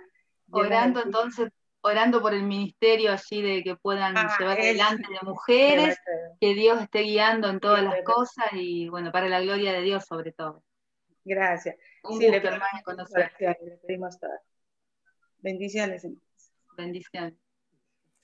Bien, llegando entonces ya a la parte final, queremos comentarles a ambos hermanos, Cristian y Miriam, que una de las razones por las cuales el Señor puso en mi corazón el poder ir hacia Argentina fue este grupo de personas, este maravilloso e inmerecido grupo de personas a las que tengo el privilegio de llamarle hermanos. No ha sido nada sencillo tratar de ordenar tantas quizás prioridades que como joven tenía en un principio, y le agradezco enormemente, pastor, el tiempo. Necesito bastante, sigo, por supuesto, ¿no? En esa búsqueda de mantenerme únicamente con la suficiencia de la palabra de Dios. Tengo conocimiento, si es que no me equivoco, de que están preparando unas iglesias por allá en Santa Fe, una conferencia a fines de noviembre en cuanto a la suficiencia de las escrituras. Me pasó el dato Alejandro Juárez de la iglesia de Vida Nueva de Sunchales, a Rafaela, ajá. Y Rafael es Sunchales, están juntos, están pegaditos. Siempre me confundo. Y entonces, justamente yo viví uno de los quizás peligros de querer confiar más en mí mismo durante el inicio de la iglesia. En mi propio ímpetu, deseo, en mi propia fortaleza, en mis propias habilidades, tratar de poder servir al Señor. Pero no es en nuestras fuerzas, usted mismo lo ha mencionado, no es en nuestras fuerzas. Y quisiera, pastor, decirle de que desde ese momento en el que yo piso Argentina, el Señor fue confirmando muchas cosas para la iglesia. Se podría decir que esta congregación surge gracias a todo lo que el Señor me permitió tener solo con su palabra allá en Buenos Aires. Y bueno, en ese mismo sentido de gratitud, considerando de que usted también forma parte del Consejo ante su palabra, yo vine siempre, he venido durante estos últimos 2 años en contacto permanente con Dardo, con el pastor Dardo Leandi. Fue el que me hospedó en su casa esa noche en Campana de Cánticos Espirituales, que se acabó tan tarde que ya no habían colectivos para regresar ese día a Buenos Aires y nos tuvimos que quedar. Yo como nuevo no sabía cómo reaccionar ante esa maravillosa hospitalidad que tenía el hermano Dardo. Y a partir de ese momento yo empecé a ver el amor de Cristo reflejado, ¿no?, dentro de su iglesia. Y sabemos de que, por supuesto, esta iglesia que está formando aquí en Lima, Perú, en la zona norte, está en la voluntad del Señor, pero también sabemos de que el Señor va confirmando varias cosas. Y algo que me dijeron en Argentina fue, si el Señor te está llamando al ministerio, debes prepararte. Y yo era alguien que no buscaba esa preparación. Era alguien, como les digo, alguien que quería confiar más en su propio ímpetu o en sus propias fortalezas, en lugar de humillarme ante la palabra de Dios.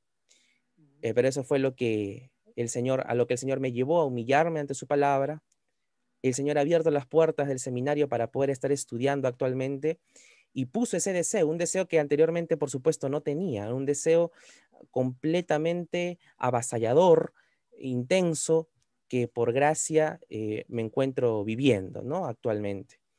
Así que, pastor, aprovecho la ocasión para decirle de que en este momento, nuestro hermano Felipe, quien oró al inicio, está allí con su esposa Gilda.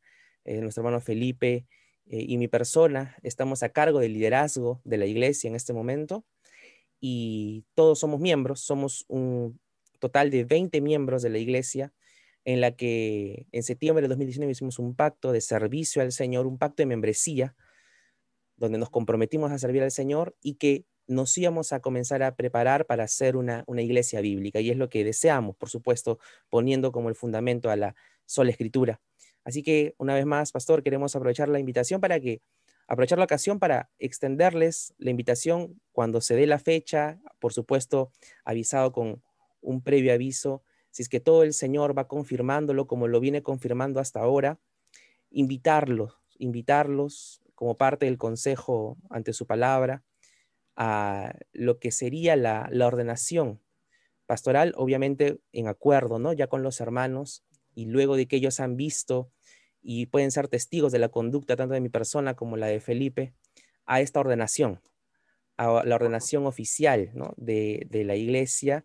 Ya es lo que también ya lo he venido conversando con el pastor Dardo Leandi. Él iba a venir el año pasado, lo habíamos invitado ya para que venga en diciembre, pero bueno, todos ya conocemos la pandemia y cómo el Señor obra, y eso también nos llevó a aterrizar en muchas cosas que, porque habíamos aprendido un ejemplo en una iglesia y queríamos hacerlo ya nosotros también, queríamos correr en esa prisa. El Señor nos está llevando pacientemente en la formación de su palabra, sin ninguna prisa, y yo estoy completamente feliz, algo que antes yo no sentía. Yo le digo a los hermanos mayores, yo no podía entablar conversación con personas mayores de 40, 50 años porque no encontraba tema de conversación. Yo siendo incluso en ese momento parte de la iglesia, pero ahora amo, los considero mis mejores amigos, ¿no? Ahí a Felipe que tiene 69 años, al hermano Carlos que tiene 70, los considero mis amigos y esto definitivamente es la obra del Señor. Yo creo que el Señor ha ido transformando mi corazón durante este último tiempo, sola la gracia del Señor, solo la gracia puede hacer esas cosas. Y bueno, pastor, invitarlo igualmente a su esposa Miriam, y sabemos de que también tienen hermanos aquí en Perú, hermanos como Bruno, con su esposa, y ahí gracias a usted también que pude conocer al pastor López Cano, que está, sin yo saberlo, está llevando el mismo programa que yo en el Masters. Lo pude conocer, hemos estado yendo en algunos horarios que teníamos allí y los espacios libres para poder visitarlo, hacer comunión entre iglesias. Ahora están invitando ellos a Josías Grauman y a Lucas Alemán para noviembre. Y también vamos a estar allí como iglesia. Así que, pastor, les extendemos la invitación para cuando el Señor lo disponga, obviamente con previa coordinación. Para nosotros va a ser un gozo recibirlos como una familia. Tienen aquí una familia que los va a recibir en amor. Gracias. Cuenten con nosotros, cuenten con nuestras oraciones. La verdad que a mí realmente me estimula mucho ver lo que el Señor está haciendo en diferentes lugares, y me emocionaba mucho cuando decías que son un grupo ahora de 20, pero bien, y me hacía pensar mucho cuando nosotros comenzamos con la obra, donde estamos ahora, ¿no? 11 años para atrás, también empezamos con un grupito que nos contábamos con el dedo de la mano, y el Señor, en su misericordia, y yo creo que Él añade, y conforme a la fidelidad de su palabra, Él hace el resto, ¿no? Entonces solo debemos mantenernos fieles en su palabra, en la oración, en comunión, y Él empieza a añadir, y así nosotros vimos cómo la iglesia crecía, y también, ¿no? Esto de que muchas veces el concepto es hacemos las cosas con nuestra fuerza hasta que el Señor nos muestra, y cuando entramos en ese canal de que nos entregamos en manos de Él hace todo y es extraordinario, ¿no? Así que seguramente el Señor va a terminar de afirmar lo que tiene que afirmar. Maravilloso que la bendición de que se pueden estar preparando, que están estudiando en el máster, y bueno, el Señor va a añadir seguramente, y desde acá nosotros orando por ustedes, orando por ustedes, y te confieso algo, nosotros venimos orando por ustedes desde justamente esa vez que vos estuviste en Campana, porque yo no tuve la posibilidad de conocerte ahí, pero Dardo me lo comentó el caso de ustedes. Y bueno, desde ese momento empezamos a orar y los tenemos siempre presentes, mi hermano. Así que realmente los amamos. Desde acá solo decirle, bueno, siempre estamos dispuestos para poner un granito de arena, porque en esto todos construimos, todos trabajamos. Estamos lejos de tener la verdad absoluta. Con humildad, lo que podemos compartir lo hacemos. Y bueno, si a lo mejor en la charla hubo algo que tal vez no pude expresar bien o con claridad, o bueno, le pido mil disculpas. Si a veces por modismo pudimos a lo mejor generar alguna incomodidad en el corazón, que puede pasar también, les pido mil perdones, pero realmente disfrutamos mucho con mi esposa de compartir con ustedes. Estábamos esperando este momento, de verdad. Me alegra muchísimo poder conocerlos y saber que el Señor nos une, ¿no? Así que gracias, de verdad. Muchas Estamos gracias. profundamente agradecidos nosotros con ustedes y bueno, que el Señor lo use, pastor, el día de mañana, lo siga usando allí en la formación. Yo sé que usted también comenzó siendo, creo que el único pastor, ¿verdad? En Vida para Dar Vida, y fue usted trabajando. Creo que yo escuché eso que usted mencionó en una reunión que me invitó el hijo del pastor Ismael Barrio Nuevo, si no me equivoco, Juan Pablo, me invitó y usted mencionó que fue un proceso también de mucho tiempo, ¿no? Sí. No es de la noche a la mañana. Así que, pastor, ver vidas como la de usted no solamente me anima, sino me lleva a entender de que no es por méritos que uno pueda tener, sino es por dependencia al Señor. Mera dependencia, fidelidad a la Escritura. Y desde aquí le decimos, ¿no? Que lo vemos como un ejemplo, pastor, y oramos mucho también por usted. Gracias. Muchas gracias. Lo apreciamos muchísimo, hermano, de verdad, gracias. Muchas gracias. Hermanos queridos, no queremos dilatar más la noche, ya son las 11 en Argentina. Sí. Así que el pastor Cristian, hermana Miriam, Delphi, gracias por acompañarnos también. Un gozo también que nos hayas podido acompañar. Así que, bueno, los dejamos, hermanos. Y bueno, yo aquí me quedo un ratito con los hermanos de la iglesia para perfecto, mi hermano. para la iglesia. Gracias por todo. Y bueno, cariños, un abrazo enorme a la distancia, mis hermanos. Que el Señor les bendiga. Bendiciones. Antes de poder irnos, la verdad, disculpe, me estaba olvidando la foto. La foto me estaba olvidando. Así que... Yo enseguida le echo el brazo. Así tiene que salir en la foto, por supuesto.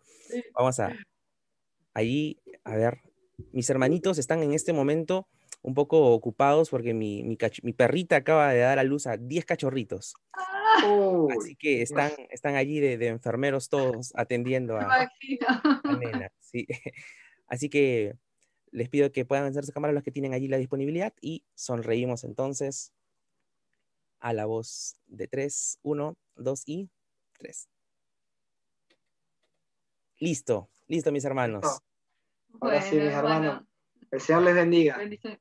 Gracias. Hasta luego. Un abrazo. Chao, Chao, Delphi. Chao. Bien, mis hermanos. Un privilegio. Voy a parar la grabación.